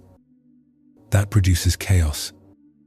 Mastery comes from learning the technique so thoroughly that it becomes natural, and then bringing your whole self into the playing. In any craft, in any art, in any discipline, the middle way is this integration. Learn the fundamentals deeply. Study the principles thoroughly. But don't stop there. Let that knowledge become so integrated that it operates without conscious thought. And then bring your unique voice, your intuition, your authentic expression into the work. This applies to writing, to cooking, to parenting, to any skill we develop. Consider your own areas of growth. Are you trying to control everything, following rules rigidly, believing that perfect technique will lead to mastery? This is Hiro's mistake. You'll create technically correct but lifeless results. Or are you resisting all structure, insisting on pure intuition, believing that rules will kill your creativity? This is Ray's mistake. You'll create passionate but unstable results. The middle way is integration. Learn deeply, then let it become natural. Build strong foundations, then dance on them. Master the craft, then forget you know it and just create. This takes patience. It takes practice. It takes humbling yourself to learn and then finding the courage to bring yourself fully into what you've learned. But this is how real mastery develops. Not through choosing control or intuition, structure or freedom, technique or feeling, but through integrating all of them into a unified approach that draws on both sides, that uses both hemispheres of understanding, that honors both the objective properties of materials and the subjective experience of the creator. Your breath continues, easy and natural. You don't need to master anything right now. Just rest. Just be. Let your body teach you about integration as it integrates countless processes without your thinking about them. Trust that the same wisdom that balances your body can guide you in learning to balance all the other aspects of your life. Rest as another teaching arrives. The temple of morning and evening, high in the mountains, there stood a temple unlike any other. The temple had two wings. The eastern wing faced the rising sun and was called the Hall of Morning. The western wing faced the setting sun and was called the Hall of Evening. For 300 years, monks had lived in this temple, but they had a strange practice. Monks in the Hall of Morning would wake at dawn and meditate as the sun rose. They would spend their days in vigorous practice, reading, studying, debating philosophy. working physically, engaging actively with the teachings. They were full of energy, enthusiasm, determination. They believed enlightenment came through effort, through striving, through yang energy, through active pursuit of truth. Their hall was filled with light, with activity, with the buzz of engaged minds. Monks in the hall of evening would sleep through the morning and wake as the sun began its descent. They would spend their evenings in quiet contemplation, sitting in darkness, practicing deep meditation, embracing stillness, surrendering effort. They believed enlightenment came through receptivity, through letting go, through yin energy, through allowing truth to reveal itself. Their hall was dim, quiet, filled with the peace of minds at rest. The two groups barely spoke to each other. Morning monks thought evening monks were lazy, passive, avoiding the real work of transformation. Evening monks thought morning monks were aggressive, grasping, missing the point entirely with all their striving. Each group believed they had the true way, and the other group was mistaken. Then one day, a wandering master named Hui Neng arrived at the temple.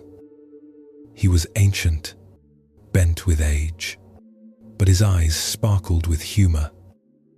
He asked to stay for a month, and the monks of both halls welcomed him, each secretly hoping he would validate their approach and correct the other group's error. For 2 weeks, Hui Neng lived in the hall of mourning. He woke with the dawn monks, participated in their vigorous practice, debated with them, worked alongside them. The morning monks were pleased. Surely, this master could see the value of their active path. But Hui Neng said nothing about which approach was correct. For the next 2 weeks, Hui Neng moved to the hall of evening. He sat in the darkness with the evening monks, meditated for hours in stillness, embraced their receptive practice. The evening monks were pleased. Surely, this master could see the wisdom of their yielding path. But still, Hui Neng said nothing about which approach was correct. On his last night, Hui Neng called all the monks together in the central courtyard, a space between the two halls that had been unused for years. The morning monks stood to the east, the evening monks to the west, facing each other across the courtyard. Hui Neng sat in the center and said, "Tell me, when does day become night?" The monks looked confused. Everyone knew when day became night. At sunset, obviously. And when does night become day? At sunrise. These questions seemed too simple. So there is a moment, Hui Neng continued, when day and night meet. Not morning and not evening, but the threshold between them. This is dawn. This is dusk. These are the most beautiful moments, are they not? When yang meets yin, when light and dark dance together, when the world is neither fully active nor fully at rest, but suspended in perfect balance. He gestured to the space where he sat, between the two halls. This courtyard is that threshold. This is where the middle way lives, not in choosing morning or evening, yang or yin, active or receptive, but in honoring both, in moving between them, in finding the rhythm that includes both energies. He looked at the morning monks. Your energy and effort are necessary. Without yang energy, nothing happens. Nothing changes. Nothing grows. But yang alone, without yin, becomes exhausting. It burns out. It becomes aggressive, forced, unbalanced. He looked at the evening monks. Your stillness and receptivity are necessary. Without yin energy, there is no rest. No integration, no deep transformation. But yin alone, without yang, becomes stagnant. It sinks into passivity, avoidance, spiritual bypassing. Then he smiled. The Buddha himself taught both. He taught vigorous effort in the Noble Eightfold Path. Right effort, right action, right livelihood. These are yang. But he also taught letting go, non-attachment, surrendering the illusion of control. These are yin. He taught mindfulness, which is the quality that allows us to know when to apply effort and when to let go, when to push forward and when to yield, when to act and when to simply be. Hui Neng stood up slowly. I instruct you to build a new hall here, in this courtyard between morning and evening. Call it the Hall of Twilight. Let monks practice both ways. Wake with the dawn sometimes. Sleep through it at other times. Engage vigorously some days. Sit in stillness on others. Learn to sense what each moment requires. This is the middle way. This is balance. This is how we walk between extremes without being caught by either. After Hui Neng left, the monks followed his instruction. They built the Hall of Twilight. Slowly, the rigid separation between morning and evening dissolved. Monks began to practice both ways, developing the wisdom to know when yang energy was needed and when yin energy was needed. The temple became whole again, no longer divided, and the peace that descended on it was deeper than either group had known when practicing their extreme.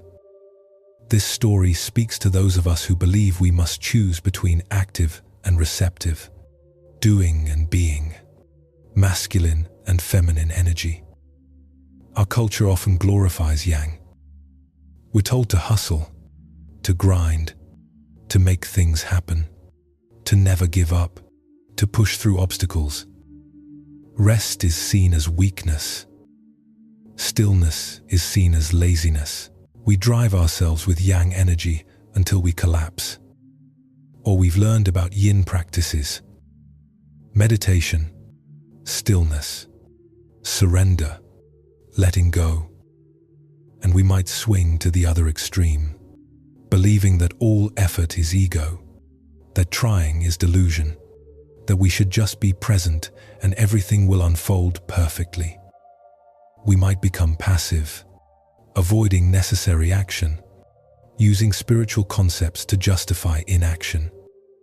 The middle way recognizes we need both. We need seasons of vigorous effort and seasons of deep rest. We need times to push forward and times to yield. We need the masculine energy of doing and the feminine energy of being. We need to know how to work and how to truly rest. Not rest that's just recovering to work more, but rest that's valuable in itself. In daily life, this might mean having periods of intense focus on projects, followed by periods of genuine rest and integration. It might mean balancing an active career with contemplative practices. It might mean honoring both your drive to achieve and your need to simply be. For men, this might mean cultivating yin alongside yang, learning to be receptive, to feel, to rest, to surrender.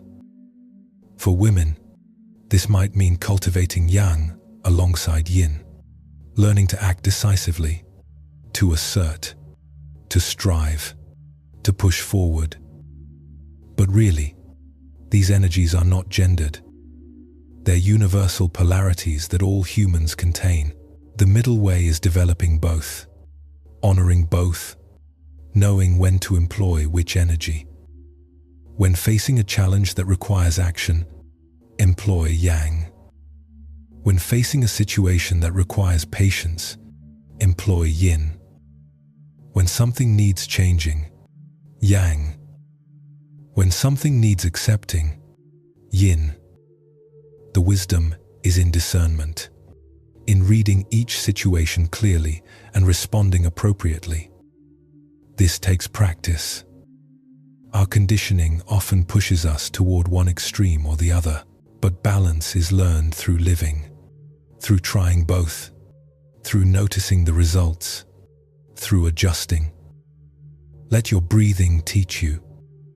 Breathing in is yang, taking in, active. Breathing out is yin, releasing, receptive. Both are necessary. Both work together. Neither can exist without the other. This is the dance. This is the balance. This is the middle way. Rest here in the twilight space between waking and sleeping, between day and night, between doing and being. You don't have to choose. You can hold both. You can be both. Breathe and let the next story arrive. The student of two masters. In ancient China, there lived a young woman named Lotus who was desperately seeking enlightenment. She had studied with many teachers, read countless texts, practiced various methods, but something always felt incomplete.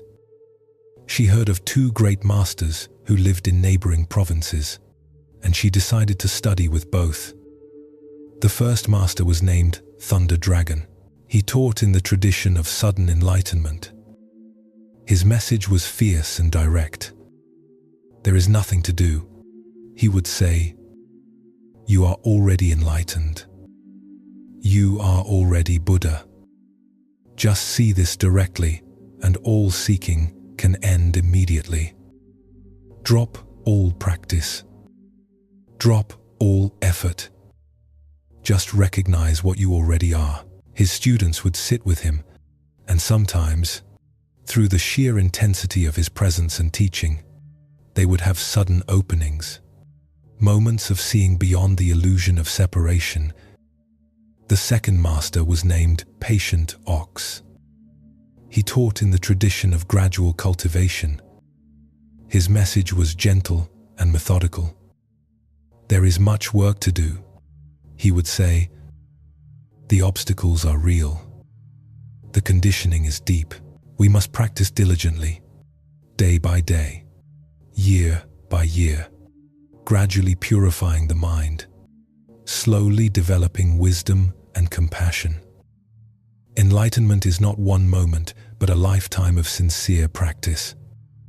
His students would follow detailed practices, observing precepts, developing concentration, studying texts, slowly transforming their minds and hearts. Lotus spent 6 months with Thunder Dragon. She sat in his intense presence, received his direct teachings, experienced moments of profound opening. In those moments, she saw clearly. There was nothing to achieve, nowhere to go. She was already whole. But then the moment would pass, and she would be back in her ordinary mind, confused and suffering as before. Thunder Dragon would say, "Stop trying. Stop grasping. Just be what you are." But somehow she couldn't sustain the insight. When she left him to study with Patient Ox, Thunder Dragon shook his head.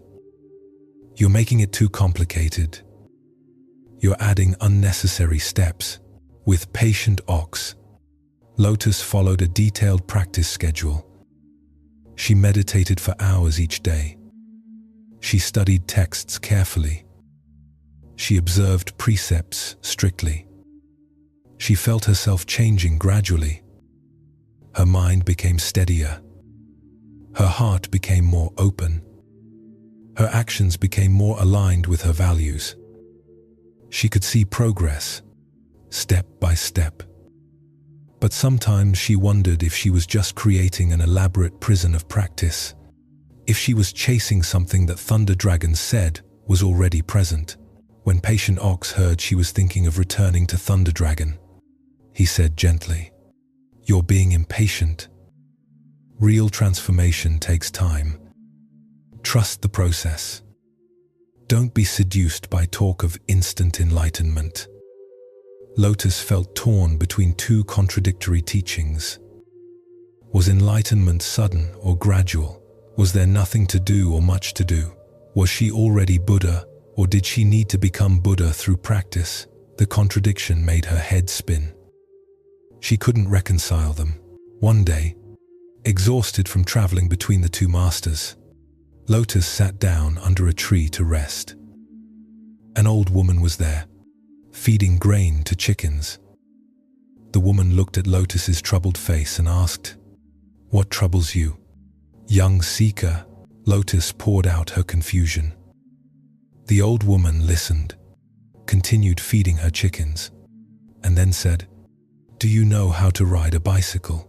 Lotus nodded, confused by the question's apparent irrelevance. "When you first learned to ride a bicycle, was it sudden or gradual?" Lotus thought about it. "It was both. I practiced for many days, gradually learning balance. But then there was a moment when it clicked, when I suddenly understood, and after that, I could ride." The gradual practice led to a sudden insight that then had to be gradually integrated until riding became natural. The old woman smiled. "That is your answer. Both masters are teaching part of the truth, but neither is teaching the whole truth. Thunder Dragon is right that enlightenment is already present, that there is nothing to achieve. You are already Buddha nature. But Patient Ox is right that we must practice to remove the obscurations, to let that nature shine through clearly. The sudden insight must be supported by gradual cultivation, and the gradual cultivation leads to sudden insights. They are not contradictory, they are two aspects of one path." Lotus felt something click in her mind, just like learning to ride a bicycle. She saw that she had been creating a false dichotomy. She didn't have to choose between sudden and gradual. Enlightenment was both already present and needing to be realized. Practice was both unnecessary and essential. She could honor Thunder Dragon's insight that she was already complete, while also honoring Patient Ox's instruction to practice diligently. The middle way was holding both truths simultaneously.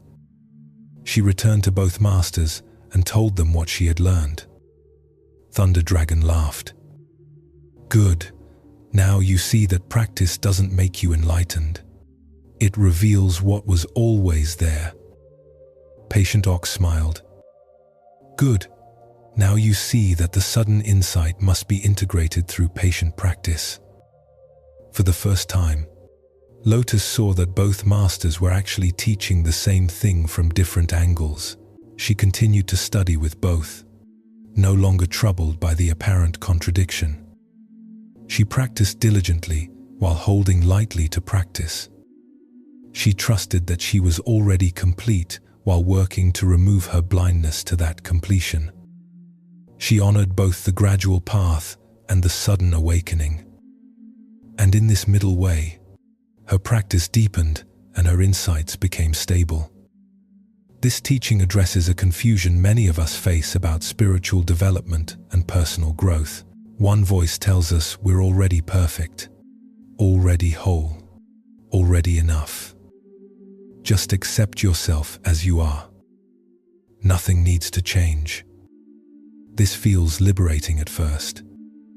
But if we try to live only by this teaching, we might become complacent, refusing to grow, using "I'm already perfect" as an excuse to avoid honest self-examination and real transformation. Another voice tells us we need to work hard to improve ourselves. We're flawed, broken, need fixing. We must practice disciplines, change our behaviors, transform our minds, become better versions of ourselves. This too can feel empowering at first. But if we live only by this teaching, we might become trapped in endless self-improvement, never feeling good enough, always finding new flaws to fix, exhausting ourselves with the effort to become worthy. The middle way sees that both are true. You are already whole, already worthy, already complete. Your essential nature is already enlightened, already Buddha nature, already love. Nothing you do will make you more fundamentally worthy than you are right now. This is the sudden insight, the recognition of what's already true. But you also have conditioned patterns, learned behaviors, unconscious habits that obscure this nature. These do need attention. They do need to shift. This requires practice, discipline, gradual transformation. The key is holding both simultaneously. I am already whole and I'm healing. I am already worthy and I'm growing. I am already enough and I'm improving. These are not contradictions. They're complementary truths. Without the first truth, practice becomes grasping, a desperate attempt to become okay. Without the second truth, acceptance becomes stagnation, an excuse to avoid necessary growth. In practical terms, this might mean accepting yourself completely while also working on your anger issues, loving yourself fully while also improving your health habits, honoring where you are while also moving toward where you want to be. The middle way is self-acceptance and self-development, not self-acceptance or self-development. It's radical okayness with who you are, combined with sincere engagement in becoming more skillful, more aware, more compassionate. This is the integration Lotus discovered. This is the bicycle that requires both gradual practice and sudden insight. This is the middle way between thinking you need to become something and thinking there's nothing to do. Both extremes cause suffering. The balance between them opens the door to real transformation that's rooted in already being okay. Rest in this paradox now. You are already complete in this moment, breathing, being alive. And you are also evolving, growing, becoming. Both are true. Let your breathing continue. Not trying to become better breathing, but also not refusing to deepen naturally if it wants to deepen. Just breathing in the middle way between effort and effortlessness. Listen as the next story arrives. The bridge between mountains. Two mountains stood facing each other across a deep gorge. On one mountain lived a community that valued wisdom above all else. They were scholars, philosophers, meditators. They spent their days contemplating the nature of reality, reading ancient texts, debating subtle points of philosophy. They lived simply, owning little, eating little, needing little. Their entire focus was on understanding the truth. They were brilliant, but somewhat detached from the practical realities of life. On the other mountain lived a community that valued compassion above all else. They were helpers, healers, servants. They spent their days caring for the sick, feeding the hungry, teaching children, building homes for those in need. They lived actively, constantly engaged, always responding to someone's suffering. Their entire focus was on reducing pain in the world. They were kind but sometimes exhausted, overwhelmed by the endless needs they tried to meet. Between the two mountains, suspended over the gorge, hung a rope bridge. The bridge was old, fragile, swaying in the wind. Few dared to cross it. The wisdom community believed the compassion community was too busy with worldly concerns, missing the deeper truth beneath surface, suffering. The compassion community believed the wisdom community was too detached, contemplating while people suffered. One day, A great teacher named Manjushri arrived in the valley. He visited the wisdom community first. They welcomed him with intellectual enthusiasm, immediately engaging him in deep philosophical discussions. They asked him questions about the nature of emptiness, the meaning of non-duality, the subtleties of consciousness. Manjushri listened, participated, but after several days he said, "Your wisdom is profound. But I noticed something. When one of your elderly members fell ill 2 days ago, no one visited him. You were all too engaged in discussion about the nature of suffering to attend to actual suffering right in front of you. This is not complete wisdom." The scholars were troubled. They protested that they couldn't possibly stop their important work to tend to every practical need. That would be missing the deeper point. Manjushri said nothing more, just thanked them and left. He crossed the dangerous rope bridge and visited the compassion community. They welcomed him with warm service, immediately offering food, comfort, care. They told him about all their work helping people, reducing suffering, serving those in need. Manjushri participated in their service, helped them care for the sick, taught alongside them. But after several days he said, "Your compassion is beautiful, but I noticed something. You are exhausted. You have no time to sit quietly, to reflect on your own inner state, to nourish your own spirit. You give constantly but never receive. Eventually, your compassion will become resentment because it has no source to draw from. This is not sustainable compassion." The helpers were troubled. They protested that they couldn't possibly stop helping people just to sit and contemplate. People needed them. Suffering was real. Manjushri said nothing more, just thanked them and left. The two communities heard about what Manjushri had said to the other, and both were offended. Clearly, their way was right and the other was wrong. But something nagged at them. Manjushri was renowned for his wisdom. Perhaps there was something to what he said. A few months later, the rope bridge broke. A storm tore it loose from its moorings, and it fell into the gorge. Now, the two mountains were completely separated. The wisdom community, so focused on philosophy, had no skill in building bridges. They tried to design one theoretically but couldn't actually construct it. The compassion community, so focused on service, had the skills to build but couldn't cross the gorge to begin construction. An elderly woman from the wisdom mountain named Chen, who had been troubled by Manjushri's words, made a difficult decision.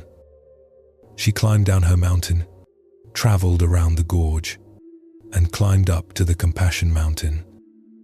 There she offered her philosophical knowledge in service to their practical work, and asked to learn from them about hands-on helping. A young man from the compassion mountain named Bo, also troubled by Manjushri's words, made the same journey in reverse. Chen learned to work with her hands. She discovered that caring for sick people taught her things about suffering that all her philosophy couldn't touch. She discovered that her wisdom became more real when applied to actual needs. Bo learned to sit quietly in meditation. He discovered that nourishing his own spirit gave him more to offer others. He discovered that understanding his own mind made his helping more skillful. Together, Chen and Bo realized something. They needed to build a new bridge. Not just a physical one, but a bridge of understanding between wisdom and compassion. They gathered people from both mountains who were willing to learn from the other side. Slowly, a group formed that combined both values. They were people who contemplated deeply and served actively, who nourished their own wisdom and offered it to others, who understood philosophy and also built actual things to help actual people. This group built a new bridge, stronger than the rope bridge, wide enough for many to cross. And once it was built, traffic began to flow in both directions. Scholars from Wisdom Mountain crossed to learn hands-on service. Helpers from Compassion Mountain crossed to learn contemplative wisdom.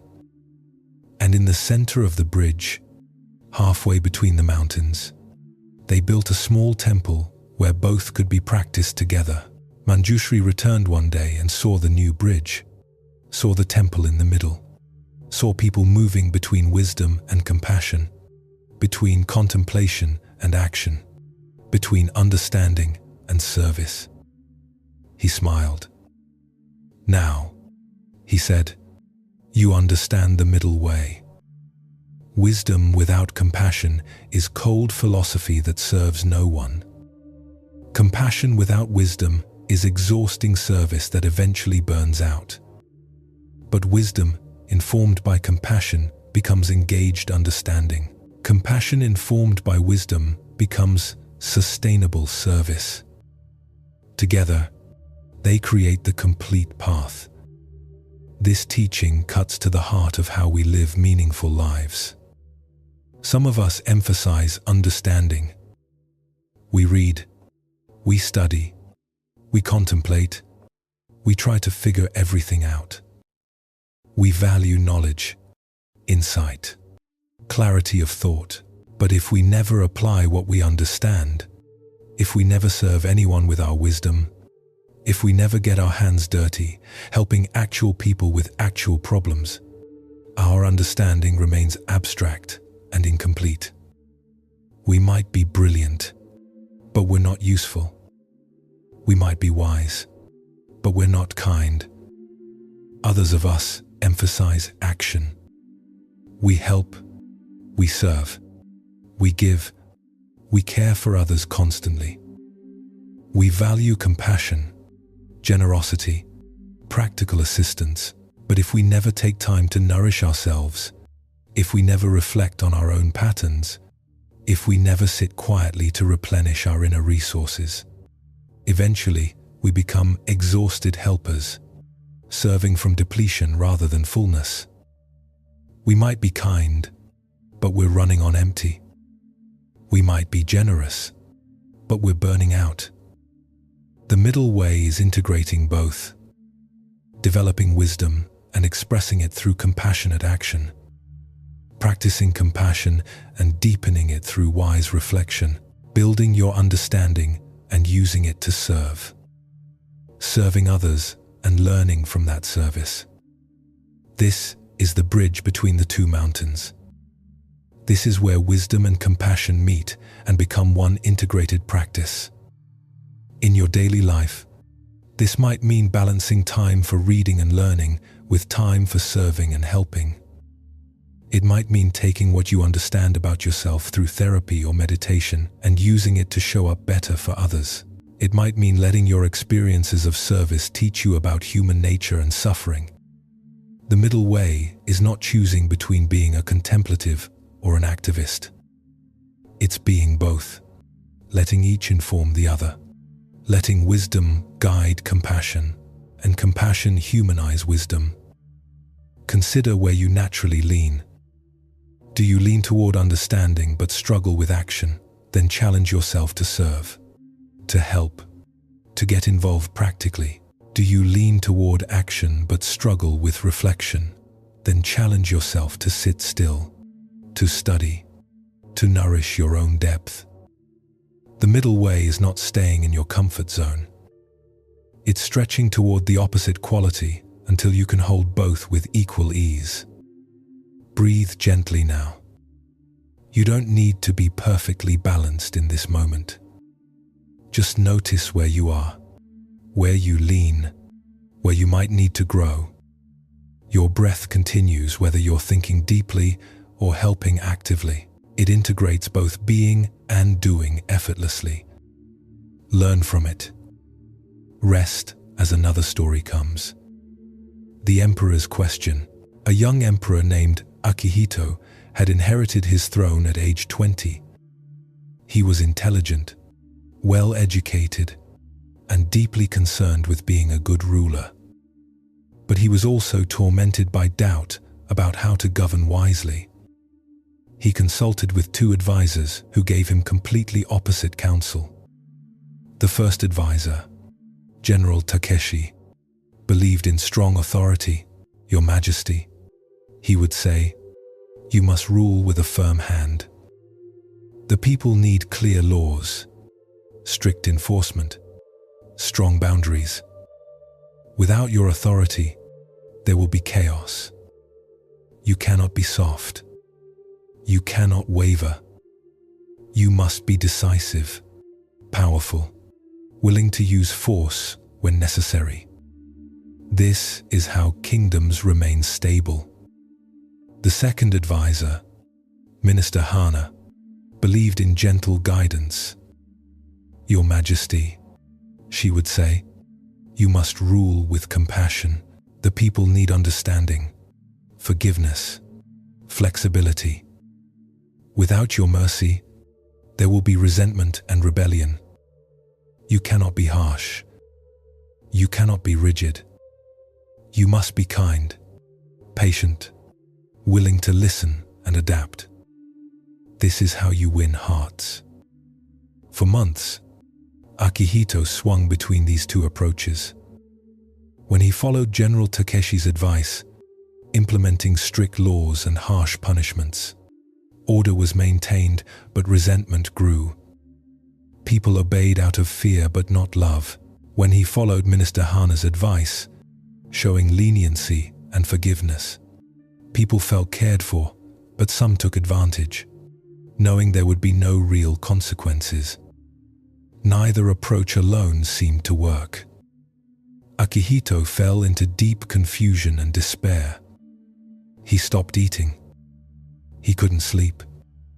His advisors argued while he suffered. Finally, an old woman who cleaned the palace floors approached him. She was so lowly that normally she wouldn't dare speak to the emperor. But seeing his suffering, she took the risk. "Your Majesty," she said quietly, "I am just a cleaner, but I have raised 7 children. May I tell you what I learned?" Akihito, desperate for any wisdom, nodded. "When my children were young, they needed clear boundaries. They needed to know the rules, to experience consequences when they broke them. Without this, they became wild, disrespectful, unable to function, but they also needed warmth, forgiveness, flexibility. Without this, they became fearful, closed, unable to trust. I had to be both firm and gentle, both authoritative and compassionate, both strong and tender. Not sometimes one and sometimes the other, but both at once. Strong boundaries held in a loving heart. Clear expectations offered with patient understanding." She paused, then continued.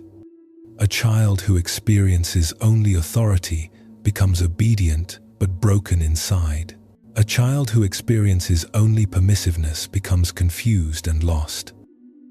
But a child who experiences both authority and love, both firmness and flexibility, both consequences and forgiveness, grows into a balanced adult. Your kingdom is like my children, Your Majesty.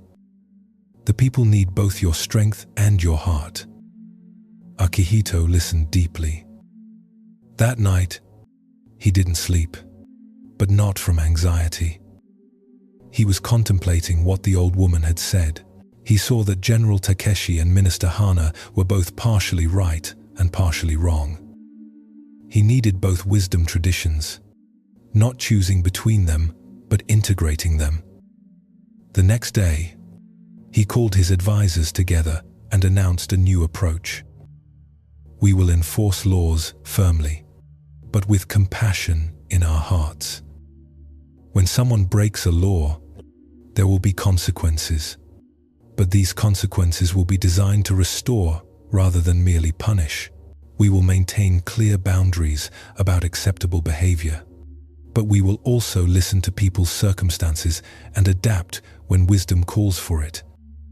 We will be strong when strength is needed and gentle when gentleness serves better.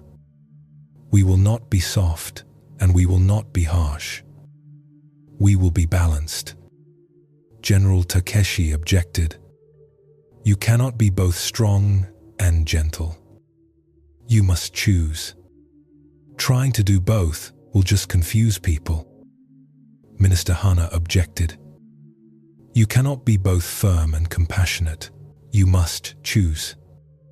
Trying to do both will just make you seem inconsistent.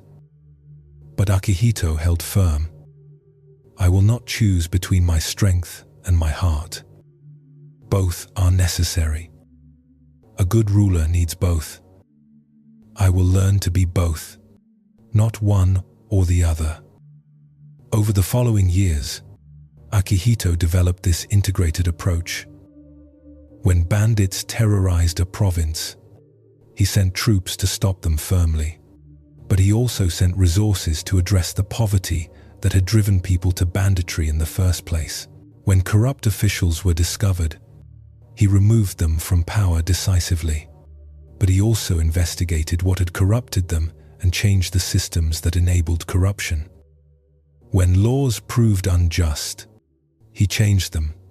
But when just laws were broken, he enforced consequences. His kingdom flourished in a way it never had under either pure authority or pure permissiveness. People felt safe because there were clear boundaries and consequences for harm, but they also felt cared for because their circumstances were considered and mercy was available. They respected Akihito not just out of fear, nor just out of affection, but out of genuine appreciation for a ruler who could be both strong and kind, both decisive and flexible, both authoritative and compassionate. Years later, when Akihito was asked about his approach to governance, he always credited the old cleaning woman who had taught him that love and authority are not opposites but partners, that strength and gentleness must dance together, that the middle way between tyranny and chaos is neither pure authority nor pure permissiveness, but both wisely integrated. This teaching speaks directly to anyone in a position of authority or responsibility. Parents, managers, teachers, leaders of any kind face this challenge. Do we rule with authority or do we lead with kindness? The truth is, we need both. Children need both firm boundaries and warm affection. Employees need both clear expectations and empathetic understanding. Students need both high standards and patient support. When we swing to one extreme, we create problems. Pure authority without warmth creates fear, resentment, and rebellion. People comply externally but resist internally. They do what they must, but nothing more. They feel controlled, not guided. Eventually, they revolt or withdraw. Pure permissiveness without boundaries creates confusion, anxiety, and entitlement. People don't know what's expected. They feel lost, not free. They take advantage, not out of malice, but because boundaries weren't clear. Eventually, chaos emerges. The middle way is clear boundaries held in a loving heart, strong expectations offered with patient understanding, consequences that restore rather than merely punish, firmness that comes from wisdom rather than anger, flexibility that comes from compassion rather than weakness. This is not easy. It requires maturity to hold both at once. It requires us to develop both our masculine energy of structure and our feminine energy of nurture, both our capacity to stand firm and our capacity to flex. Consider your own situations of authority. With your children, are you too permissive? Afraid to say no? wanting them to like you, or too authoritarian, ruling through fear, unable to show warmth? With people you manage, are you too soft, unable to enforce standards, or too harsh, unable to understand circumstances? The middle way is integration. Being both clear and kind, both structured and flexible, both strong and gentle. This is not about perfect balance every moment. Sometimes a situation requires more firmness, sometimes it requires more compassion. The wisdom is in reading each situation and responding appropriately, drawing on both capacities, having both available. Like the emperor learned to lead with both authority and love, we can learn to exercise whatever leadership we have with both strength and heart, both clarity and compassion, both structure and warmth. Rest now in this awareness. You don't need to figure out perfect balance tonight. Just notice the integration happening in your own breath, in your own body. Your heart beats with both force and gentleness. Your lungs expand with both effort and ease. Your body knows how to be both strong and gentle simultaneously. Let your leadership, whatever form it takes, learn from this natural balance. Breathe and rest as our final story arrives. The weaver's thread. In a village in Vietnam, there lived a master weaver named Linh, who created the most beautiful silk cloth in the entire province. Her fabric was known not just for its colors, but for its perfect balance of strength and softness. Merchants would travel for weeks to purchase her cloth because it lasted for generations, yet felt like water against the skin. Linh had 2 daughters who both wanted to learn her craft. The older daughter, Mai, believed that perfect weaving required absolute uniformity. Every thread must be exactly the same tension. Every row must be precisely even. Every color must be perfectly matched. She would spend hours ensuring each thread was identical to the last, measuring, adjusting, correcting any variation. Her cloth was technically flawless. Each thread was perfect, but somehow, when you held her fabric, it felt stiff, lifeless, as if it had been woven by a machine rather than human hands. The younger daughter, Dao, believed that perfect weaving required complete spontaneity. She would choose threads by feeling, change colors by intuition, vary her tension according to her mood. She believed that rigid uniformity killed the spirit of the cloth. Her fabric was full of character, with subtle variations that caught the light in interesting ways, but her cloth was weak. The uneven tensions created weak spots where the fabric would tear. The random color choices sometimes clashed rather than harmonized. Her work was passionate but impractical. Linh watched both daughters struggle. Saying little, she continued her own work, and both daughters would sometimes stop to watch their mother's hands moving across the loom. They noticed something they couldn't quite understand. Their mother's cloth had variation in it. The threads were not all identical. The colors shifted subtly. There was room for spontaneity and human touch. Yet somehow, the cloth was also perfectly strong, with no weak spots, no structural failures. How did she achieve both? One evening, as the 3 women sat together after dinner, Linh finally spoke.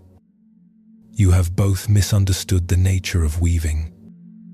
Mai, you believe that perfection means uniformity, that every thread must be identical.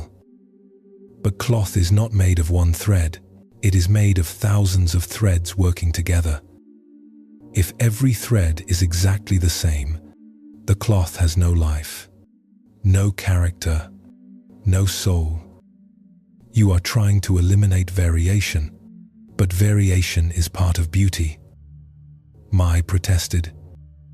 "But mother, If threads vary too much, the cloth becomes weak. Yes, Lin agreed. Which is why Tao's approach is also incomplete. Tao, you believe that spontaneity means no rules, that you can simply follow your feeling with no discipline. But cloth must be strong, it must hold together. There are principles of weaving that cannot be ignored. Certain threads must bear certain weight. Tension must be consistent enough to create structural integrity. You are honoring spirit, but ignoring form. And form is necessary. Tao frowned. But mother, following rules kills creativity. Lin smiled and walked to her loom. Watch, she said. She began to weave, and both daughters leaned close to observe. They saw that their mother did follow certain fundamental principles. Her structural threads, the warp that ran the length of the cloth, were consistent in tension and quality. These threads bore the weight and provided the foundation. They had to be uniform or the cloth would fail. But within that consistent structure, the weft threads that crossed back and forth showed beautiful variation. Lin would subtly shift colors, creating gradations that seemed to glow. She would occasionally vary her tension slightly to create texture. She would make small, spontaneous choices about pattern and design. Yet, these variations always worked within the strong foundation of the warp threads. They added beauty and character without compromising strength. You see, Ling explained, the middle way in weaving is maintaining a strong, consistent foundation while allowing variation and spontaneity in the expression. The warp threads are like principles, like discipline, like the structure that must remain steady. The weft threads are like creativity, like personal expression, like the variation that makes each piece unique. Both are necessary. Too much uniformity and the cloth has no soul. Too much variation and the cloth has no strength. The art is knowing where consistency is essential and where variation is beautiful. Over the following months, both daughters practiced this integrated approach. Mai learned to maintain her structural excellence while allowing more creative freedom in her expressive threads. She learned that variation within a strong framework created interest without creating weakness. Tao learned to establish a solid foundation in her structural threads while allowing her creativity to flow in the expressive elements. She learned that discipline in the fundamentals enabled rather than limited her spontaneity. The cloth they began to create reflected this balance, strong enough to last generations, beautiful enough to move hearts, consistent enough to be reliable, varied enough to be interesting. This was the middle way of the weaver, honoring both structure and creativity, both discipline and freedom, both form and spirit. This teaching speaks to anyone engaged in creative work or building anything of lasting value. We often believe we must choose between discipline and creativity, between following rules and breaking them, between structure and spontaneity. Some of us become so focused on perfect technique that our work loses its soul. We follow every rule, master every convention, create technically flawless work that somehow leaves people cold. It's correct but not alive. Others of us rebel against all structure, believing that true creativity requires complete freedom from constraint. We ignore technique, dismiss discipline, follow only our impulses. But without solid foundations, our work often fails. It may be passionate in the moment, but it doesn't hold together. It doesn't last. It doesn't serve its purpose. The middle way that Lin teaches is understanding that some elements require consistency and some elements benefit from variation. In writing, You need consistent grammar and story structure, but varied voice and creative expression. In music, you need consistent rhythm and harmonic principles, but varied melody and personal interpretation. In any craft, you need solid fundamentals that provide foundation, and creative freedom that provides soul. Consider your own creative work or projects. Where do you need more consistency, more discipline, stronger foundations? Where do you need more freedom, more variation, more personal expression? The wisdom is knowing the difference. Some things are structural and must be consistent. Other things are expressive and should vary. Don't vary everything or nothing holds together. Don't standardize everything or nothing comes alive. Find the balance. In practical terms, this might mean mastering the fundamentals of your craft so thoroughly that they become automatic, and then allowing creativity to flow within that mastery. It might mean having non-negotiable principles that guide you consistently while remaining flexible in how you apply them. It might mean building strong routines that support you while leaving room for spontaneity within those routines. The warp threads of your life might be your core values, your essential commitments, your fundamental disciplines. These stay consistent. The weft threads might be how you express those values, how you live those commitments, how you apply those disciplines. These can vary, creating the unique pattern of your individual life. This is the cloth that holds together while remaining beautiful. This is the life that has both integrity and interest, both strength and soul. This is the middle way between rigid control and chaotic freedom. Both the warp and the weft are necessary. Both consistency and variation have their place. Let your breathing continue now, steady and easy. Your breath has its own rhythm, its own consistency. Yet each breath is also slightly different, slightly unique. This is natural balance. This is how life weaves itself, with both pattern and variation, both structure and freedom. Rest in this awareness. Let the next story come. The Hermit and the Merchant. In the mountains of Tibet, there lived a hermit monk named Dorje, who had spent 20 years in a remote cave, meditating in solitude. His practice was pure, his renunciation complete. He owned nothing but his robes and his begging bowl. He ate once a day, only what was offered. He spoke to no one except during his yearly visit to the monastery below to receive teachings. His entire life was devoted to inner cultivation, to dissolving the illusion of self, to realizing the emptiness at the heart of all things. Dorje was proud of his practice. He looked with some disdain at the people in the villages below, caught up in their worldly concerns, chasing after money and pleasure, trapped in the web of desire. He felt he had transcended all that. He was free. In one of those villages lived a merchant named Pema who ran a successful business trading wool and salt. Pema worked hard, supported his extended family, employed several people from the village, and was known for his fairness and generosity. He had a wife he loved, children he cherished, a home filled with laughter and sometimes conflict. He would rise early to negotiate with traders, spend his days managing his business, his evenings with his family. He tried to be honest, kind, and useful. But he also worried about money, argued with his wife sometimes, got frustrated with his children, and fell into bed exhausted most nights.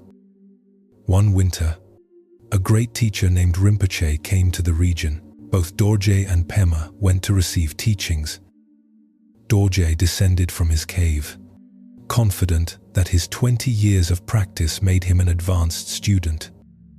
Pema closed his shop for a day, arranged care for his children, and walked several hours to reach the teaching. After the formal teaching, Rinpoche met privately with students. When Dorje approached, Rinpoche asked him, "What have you realized in your 20 years of practice?"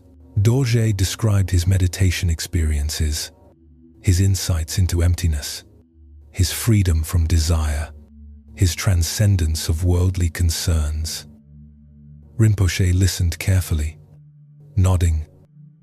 Then he said, "And how has this realization benefited beings other than yourself?" Dorje was confused. "I practice for all beings. My liberation contributes to the liberation of all." "Yes, yes," Rinpoche said gently, "but specifically, concretely, how have you helped anyone? Who has been fed by your practice? Who has been clothed? Who has been comforted? Who has learned from you? Who has been touched by your compassion in actual, tangible ways?" Dorje was silent. His practice was internal. He didn't help people directly. That would be getting involved in the world, which he had renounced. Rinpoche nodded. "Your practice has given you much, but I wonder if it has made you more available to serve, or less available, more connected to beings, or more separate, more useful, or less useful?" These questions troubled Dorje deeply. He had never thought of his practice in these terms. Wasn't renunciation the point? Wasn't detachment the goal? Later, Pema approached Rinpoche. Before Pema could speak, Rinpoche asked, "And what is your practice?" Pema looked embarrassed. "I have no formal practice. Rinpoche, I run a business. I have a family. I try to be decent, to help when I can, to not cause harm. But I'm caught up in worldly life. I'm not really practicing." "Describe your typical day," Rinpoche said. Pema described waking early, preparing breakfast for his family, walking his elderly mother to the temple, going to his shop, treating his employees fairly, negotiating honestly with customers, supporting his children's education, helping a neighbor repair his roof, arguing with his wife about money, worrying about his business, falling asleep, exhausted. Rinpoche listened, then asked, "And in all of this, do you practice awareness? When you prepare breakfast, are you present? When you help your neighbor, do you do it with care? When you argue with your wife, do you catch yourself when you're being unkind? When you worry, do you notice you're worrying?" Pema thought about it. "Sometimes. Not always. I try to pay attention. But honestly, I'm usually just rushing from one thing to the next." Rinpoche smiled. "You are more of a practitioner than you realize. But I wonder if your busyness leaves any room for stillness. Do you ever just sit and breathe? Do you ever step back from all the doing to simply be? Your engagement is beautiful, but engagement without reflection can become exhausting. You give constantly, but do you ever receive? Do you ever rest?" These questions troubled Pema deeply. He realized he was always in motion, always doing, always responding to demands. He had no space for inner quiet, no time for meditation, no practice of simply sitting still. Rinpoche called both men to sit with him together. "You two represent two extremes, both incomplete. Dorje, you have withdrawn from the world to pursue inner realization. Your meditation is deep, but your compassion has no hands, no feet, no voice. You help no one directly. Your enlightenment exists in a cave, isolated, unavailable to the world. This is not the complete path. Pema, you are engaged with the world, serving your family and community constantly. Your compassion has hands and feet, but no depth, no spaciousness, no inner ground. You rush from task to task with no time for reflection, no practice of stillness, no cultivation of the awareness that makes service wise rather than just busy. This too is not the complete path. The middle way is neither pure renunciation nor pure engagement. It is engaged renunciation. It is detached compassion. It is the ability to be in the world fully, serving actively, while maintaining inner spaciousness. It is the ability to be deeply still inside while actively helping outside. This is the integration of wisdom and compassion, of meditation and action, of being and doing. He looked at Dorje.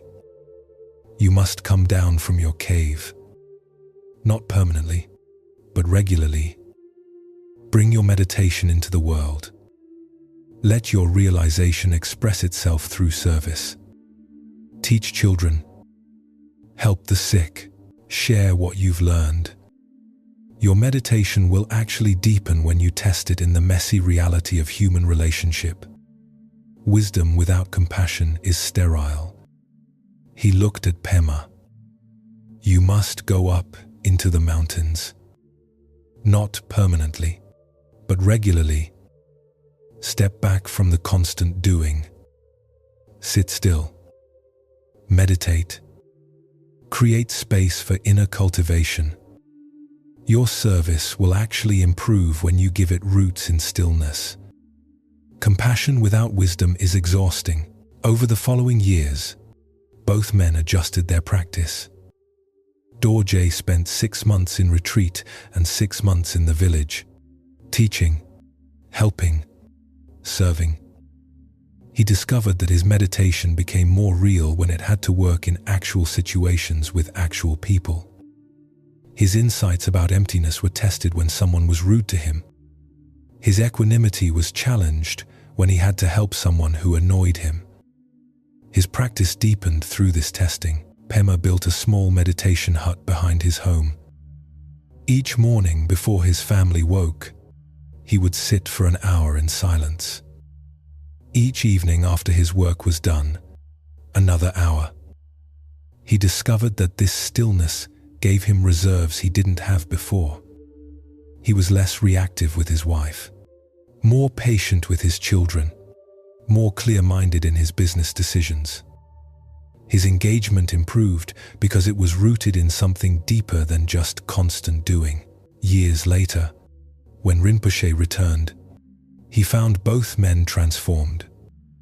Dorje had become a teacher who lived between the mountain and the village, bringing meditation and service together. Pema had become a merchant who brought meditation into his marketplace, serving with awareness and wisdom. Both had found the middle way between withdrawal and engagement, between being and doing, between cave and marketplace. This teaching cuts to the heart of how we integrate spiritual practice with daily life. Some of us are drawn to withdrawal, to meditation, to inner cultivation. We might spend hours on our cushions, attend long retreats, read spiritual texts constantly. But if this practice makes us less available to others, less able to engage with the messy reality of human life, less useful in practical ways, something is missing. Our spirituality becomes an escape rather than an engagement. Others of us dive fully into life. We work hard, care for others, engage constantly. We might dismiss meditation as navel-gazing, see spiritual practice as selfish withdrawal, believe that real practice means service and action. But if we never stop moving, never sit still, never cultivate inner spaciousness, we become exhausted helpers, serving from depletion, reacting rather than responding. busy, but not necessarily wise. The middle way is the integration. Cultivate inner stillness and express it through engaged service. Serve actively and replenish yourself through meditation. Be in the world fully and also step back regularly to sit in silence. Don't choose between being and doing. Don't separate spiritual and worldly. Find how they support each other, how meditation makes action more skillful, how action makes meditation more real. In practical terms, this might mean having a daily meditation practice even while living a busy, engaged life, or taking regular retreats from work to sit in silence, then returning to work with renewed clarity, or bringing meditative awareness into daily activities, making ordinary tasks into practice. The key is integration, not separation. Don't split your life into spiritual time and worldly time. Bring awareness to everything. Sit in meditation and engage in service. Be like Dorje, who came down from the cave, and Pema, who built a meditation hut behind his home. Your breath continues now. An endless cycle of receiving and releasing, of taking in and giving out. This is the natural rhythm of integration. You cannot only breathe in without breathing out. You cannot only breathe out without breathing in. Both are necessary. Both work together. Let your life learn from your breath. Receive through meditation, stillness, retreat. Give through service, action, engagement. Both are practice. Both are necessary. Both are the path. Rest here in this balance. You don't need to renounce the world or get lost in it. You can be fully in it while maintaining inner space. You can be deeply still while actively helping. This is possible. This is the middle way. Breathe and rest as one more story comes. The blacksmith's fire. In a village in Thailand, there lived a blacksmith named Somchai, who was known for making the finest knives in the region. His blades were sharp enough to slice silk floating in the air, yet strong enough to cut through bamboo without chipping. People said his knives held their edge for generations, and they were right. Somchai had mastered the ancient art of working with fire and metal, understanding the delicate balance required to create truly excellent steel. But this mastery had taken him many years and many failures to learn. When Somchai was young, he apprenticed with an old master named Boon. In those early days, Somchai made every mistake possible. His first attempts at forging knives resulted in blades that were too hard or too soft, too brittle or too weak. He couldn't understand why. He was following the techniques he'd been taught. He was working the metal carefully, but the results were always flawed. One day, he created a knife that looked beautiful. The blade gleamed, perfectly straight and sharp. He was proud, but when Boon tested it, striking it against a stone, the blade shattered into pieces. Somchai was devastated. "Master," he said, "I don't understand." The blade was so hard, so strong-looking. Boon picked up the shattered pieces. "Yes, hard. Too hard. Hard without flexibility is brittle. This blade had no give in it. When it met resistance, it couldn't bend even slightly. So it broke. You heated the metal too hot and cooled it too fast. You were impatient." Somchai tried again. This time, he was careful not to make the metal too hard. He heated it less, cooled it more slowly. The resulting blade looked good, bent slightly when pressure was applied, didn't shatter. But when Boone tested it, the edge folded over immediately. It couldn't hold its sharpness. "This blade is too soft," Boone said. "Soft without hardness cannot cut. It bends too easily. You were too cautious this time." For months, Somchai struggled with this problem. Every blade was either too hard and brittle or too soft and weak. He would get frustrated and quit for days at a time. Then he would come back and try again. But the results remained inconsistent. The problem wasn't his technique exactly. It was his understanding of fire. Finally, Boone sat him down and explained the fundamental principle he had been missing. "Steel," Boone said, "must be both hard and soft at the same time. This seems impossible." "Yes, how can something be both? But this is the nature of fine steel. The edge must be very hard to hold sharpness, but the spine must remain slightly softer to provide flexibility. If the whole blade is equally hard, it shatters. If the whole blade is equally soft, it's useless. The art is creating different properties in different parts of the same piece of metal." He showed Somchai how to heat the blade unevenly, how to cool different parts at different rates, how to temper the edge to extreme hardness while leaving the spine with enough flexibility to absorb shock. "Fire is everything," Boone explained. "Too much fire and the metal becomes too hard, loses its ability to give, becomes brittle. Too little fire and the metal never develops the hardness needed for an edge. The middle way is precise fire, applied to exactly the right degree, for exactly the right duration, followed by exactly the right cooling. Too hot is one extreme. Too cool is another extreme. The perfect blade requires neither extreme but the precise balance between them." Somchai practiced this for years. He learned to read the color of hot metal, to understand the subtle differences between orange red and cherry red, to know exactly when to quench and when to let cool slowly. He learned that creating excellent steel wasn't about choosing hard or soft, but about integrating both properties in the same object through precise control of fire. Eventually, his blades became legendary. When people asked his secret, he would say, "The secret is understanding that strength without flexibility breaks, and flexibility without strength fails. True strength is the integration of both.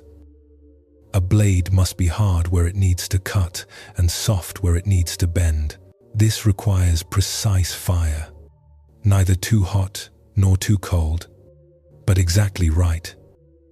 As Somchai grew older, he realized this principle applied to much more than metalworking. He saw it in people.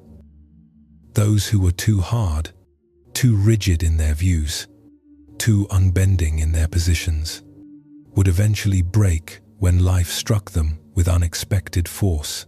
Those who were too soft, too yielding in their boundaries, too flexible in their principles, would fold under pressure, unable to stand firm when standing firm was necessary. The people who endured, who remained effective through difficulties, were those who had developed both qualities. They were firm in their core values, but flexible in their methods. Strong in their principles, but adaptable in their approach. They could be hard as steel when protecting something important, and soft as silk when gentleness served better. Like his blades, they had been forged in the fire of experience, heated and cooled many times, until they developed this integrated strength. One day, a young monk visited Somchai's forge and asked if he could learn. The monk said he wanted to understand the Dharma through working with metal. Somchai agreed. As they worked together, the monk said, "Master, I have a question about practice. Should I be disciplined or should I be surrendered?" Some teachers say strict discipline is necessary. Others say letting go is the way. I'm confused. Somchai smiled and picked up one of his finest knives. Feel this edge, he said. The monk touched it carefully. It was razor sharp, incredibly hard. Now feel this spine, Somchai said. The monk pressed the spine of the blade. It had slight give to it, subtle flexibility. The edge is discipline, Somchai explained. Hard, uncompromising, able to cut through obstacles. The spine is surrender, soft enough to bend rather than break, flexible enough to absorb shock. If the whole blade were like the edge, it would shatter. If the whole blade were like the spine, it couldn't cut. The excellent blade integrates both. So too with practice. Be disciplined in your fundamental commitments, hard as steel in your ethics, uncompromising in your meditation schedule. But be flexible in your methods, soft enough to adapt to circumstances, surrendered enough to let go of what doesn't work. Both are necessary. Both work together. This is the middle way. The monk understood. The greatest teaching wasn't in words but in the blade itself, forged through perfect balance of fire, integrating opposites into unified excellence. This teaching speaks to all of us who struggle with being too rigid or too flexible, too hard or too soft, too disciplined or too surrendered. Life requires both qualities. We need to be able to stand firm, and we need to be able to bend. We need strength and we need flexibility. The suffering comes when we develop only one. Some of us are too hard. We're rigid in our views, unbending in our positions, inflexible in our approach. We believe strength means never changing, never admitting we're wrong, never adapting. But this kind of hardness is brittle. When life strikes us with unexpected force, when circumstances demand we adjust, when our rigid approach doesn't work, we shatter, we break down, burn out, or break apart because we couldn't bend. Others of us are too soft. We're overly flexible, constantly changing positions, always adapting to others, never holding firm boundaries. We believe spirituality means surrender, going with the flow, having no fixed views. But this kind of softness is weak. When life requires us to stand up for something, to maintain a boundary, to hold a principle firm despite pressure, we fold. We can't protect what needs protecting. We can't maintain what needs maintaining. The middle way is forging yourself like fine steel, with both hardness and softness in the right places. Be hard in your core ethics, your fundamental values, your non-negotiables. These are your cutting edge. Be flexible in your methods, your strategies, your daily approaches. This is your resilient spine. Know which is which. Don't compromise on values, but be willing to adapt methods. Don't be rigid about tactics, but remain firm about principles. In relationships, be firm about your boundaries and needs, but flexible about how they're met. In work, be clear about your goals and standards, but adaptable about how you reach them. In practice, be disciplined about your commitments, but surrendered about outcomes. Like the blacksmith with his fire, learn to apply exactly the right heat for exactly the right duration. Too much pressure and you become brittle. Too little and you become weak. The balance is learned through experience, through heating and cooling many times, through being forged by life until you develop this integrated strength.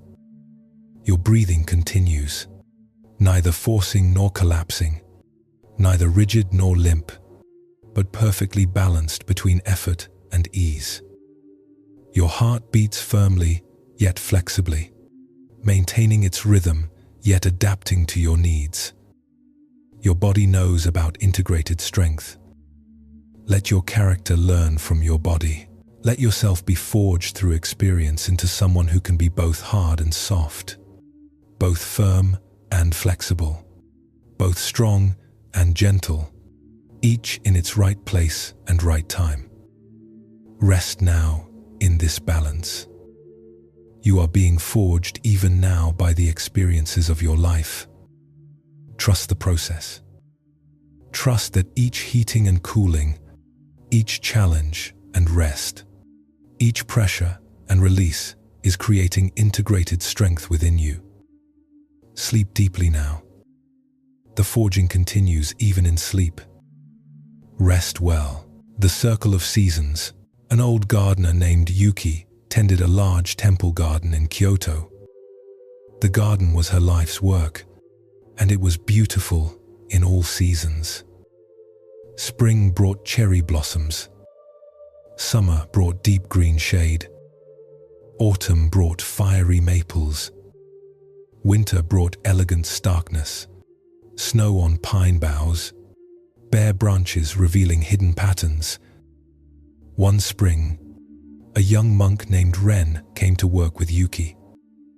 He had grown up in a city and knew nothing about gardens. He was amazed by the spring blossoms, overwhelmed by their beauty. "Yuki-san," he said, "these cherry trees are the most beautiful things I've ever seen. How can we make them bloom all year round? Surely, this is the best season." Yuki smiled but said nothing. She continued her work, pruning, planting, preparing for summer. When summer came, Ren was disappointed. The cherry blossoms had fallen. The garden looked different, dominated by green leaves and shade. The garden was more beautiful in spring, he complained. But as summer progressed, Ren began to appreciate different qualities. The cool shade under thick canopies. The sound of water features more prominent now. The different beauty of green abundance. By late summer, he said, "Yuki-san, I was wrong. Summer is the best season. This green vitality is magnificent. Can we keep the garden like this always?" Again, Yuki smiled and said nothing. Autumn arrived. The green left slowly gave way to reds, oranges, and golds. The maples became flames of color. Ren was stunned. "No," he said, "autumn is the best season. These colors are unmatched. How sad that they will fall." Yuki continued her work, raking leaves, preparing for winter. When winter came, Ren was dismayed. The beautiful colored leaves had fallen. The trees stood bare. The garden looked dead, cold, empty. "The garden is ruined," he lamented. "All the beauty is gone." But Yuki was busy with different work. She would stand for long periods, simply observing the bones of the garden, the structure that had been hidden by leaves. She would point out to Ren the elegant lines of bare branches against winter sky, the pattern of shadows on snow, the way winter revealed the essential form of each tree, the quiet, stark beauty that color had obscured. By late winter, Ren began to see what Yuki saw. The garden wasn't dead. It was resting. The beauty wasn't gone. It was transformed. And underneath, he could feel the garden gathering energy for the explosion of spring that was coming. "I understand now," he told Yuki. Each season has its own beauty. Each is necessary. Each is perfect for what it is. Yuki finally spoke. Yes, spring is not better than winter. Summer is not better than autumn. Each season is what it needs to be when it needs to be. The mistake is wanting spring to last forever, or trying to force summer in winter. The wisdom is honoring each season for what it offers, understanding that all are necessary parts of the whole cycle. She continued, "A garden that was always spring would have no depth. The cherry blossoms are precious because they're brief. A garden that was always summer would have no rest. The shade is refreshing because there is also sun. A garden that was always autumn would have no renewal. The colors are magnificent because they're a farewell before winter. A garden that was always winter would have no life. The starkness is profound because it's preparation for spring." Ren understood. Over the following years, he learned to love each season fully without wishing it was a different season. He learned to appreciate spring's exuberant bloom without clinging when it faded. To appreciate summer's abundance without trying to prolong it. To appreciate autumn's beauty knowing winter was coming. To appreciate winter's stark clarity knowing spring was building underneath. When Yuki grew too old to garden anymore, Ren became the head gardener. One spring, a new young person came to work with him, amazed by the cherry blossoms, asking how to make them last all year. Ren smiled, remembering his own early confusion. He said nothing yet. He would let the seasons themselves teach, as they had taught him. The greatest wisdom he had learned from Yuki was not to fight the seasons, not to prefer one over another, but to honor the natural cycle, to find the perfect balance in allowing each season to be fully itself. This story speaks to how we relate to the seasons of our lives. Not just literal seasons, but the seasons of our life cycle, the seasons of our relationships, the seasons of our work, the seasons of our spiritual journey. We all pass through spring seasons of beginning, enthusiasm, new growth, summer seasons of abundance, productivity, fullness, autumn seasons of completion, letting go, harvest, winter seasons of rest, stillness, ending. The suffering comes when we try to make one season last forever, or when we reject the season we're in, wishing it was different. When we're in spring, excited about new beginnings, we might cling to that excitement, trying to maintain the honeymoon phase forever, but spring must give way to summer. When we're in summer, productive and full, we might fear autumn, resisting any sign of completion or decline. But summer must give way to autumn.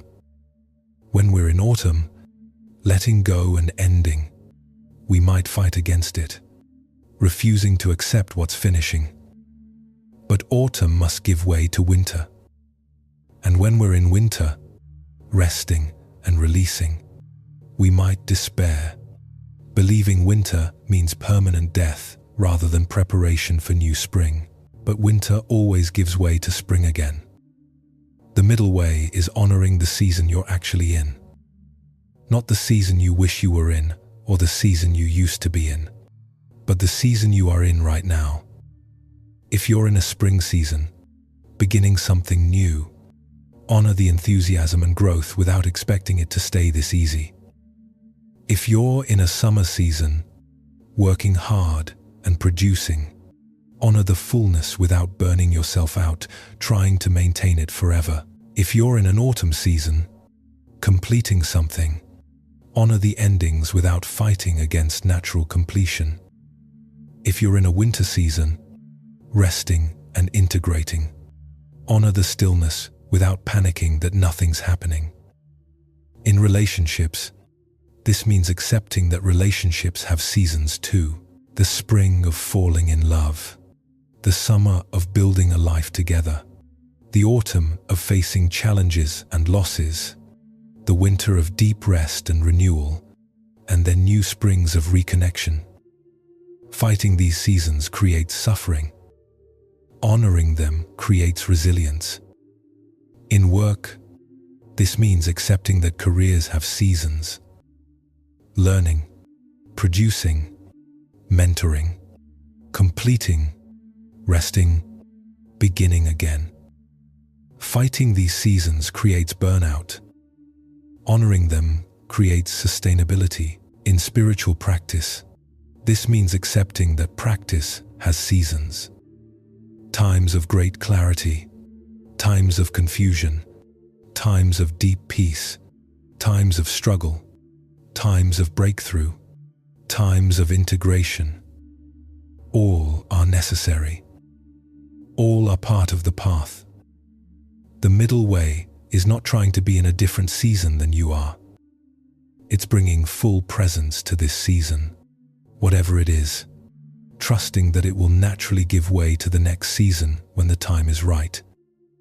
Your breath continues now. Your body knows about seasons.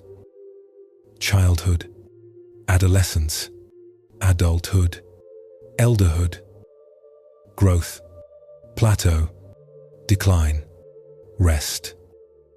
All natural, all necessary, all part of the cycle. Let your life learn from your body's wisdom. Let yourself be in the season you're in. Trust the cycle. Rest deeply now. Tonight we have journeyed together through 20 stories, exploring balance and harmony. The middle way that the Buddha discovered and taught. We have learned that the middle way is not avoiding extremes out of timidity, but integrating them out of wisdom. It is not standing still between two choices, but dancing between two energies, drawing on each as needed. We learned about balancing effort and ease like Sona with his lute strings, about balancing work and rest like the Potter Way, who created sustainable excellence, about holding both wilderness and order like Hakuin's garden with its 3 sections, about integrating control and surrender like the brothers climbing White Cloud Peak, about bringing form and spirit together like Yuki mastering the tea ceremony.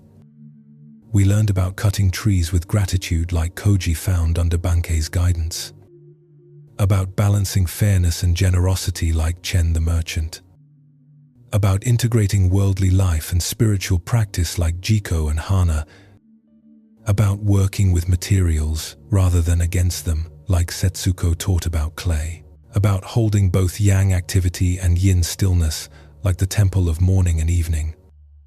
We learned about honoring both sudden insight and gradual cultivation like Lotus discovered, about building bridges between wisdom and compassion like the 2 mountains, about leading with both strength and kindness like the young emperor, and about honoring the seasons of our lives like Ren learned in the garden. These teachings all point to the same essential truth. Life flows between polarities, day and night, masculine and feminine, doing and being, structure and freedom. The suffering comes from choosing one extreme and rejecting the other. The liberation comes from finding the middle way, the place of dynamic balance where we can draw on both, where we can be both, where we can honor the wholeness that includes all apparent opposites. As you drift into sleep now, let these teachings settle into your heart. You do not need to remember every story. You do not need to figure out perfect balance immediately. The teachings will work on you while you sleep, seeping into places words cannot reach. Tomorrow, when you wake, you may notice subtle shifts. Perhaps you'll be less rigid where you were too controlled. Perhaps you'll be more structured where you were too loose. Perhaps you'll find yourself naturally flowing between extremes rather than clinging to one side. If you found value in tonight's journey, please consider subscribing to this channel. Your support helps others discover these teachings too. More than anything, I hope you sleep peacefully. I hope you wake with a felt sense of balance. I hope you carry these teachings into your days. You are enough, exactly as you are. Your life is precious, exactly as it is. And you are also growing, evolving, finding your way toward greater balance and harmony. Both are true. Rest now in this paradox. Rest in the middle way. Rest in the space between extremes, where your natural wisdom already knows how to live. Sleep deeply. Wake gently. May you walk in balance. Good night.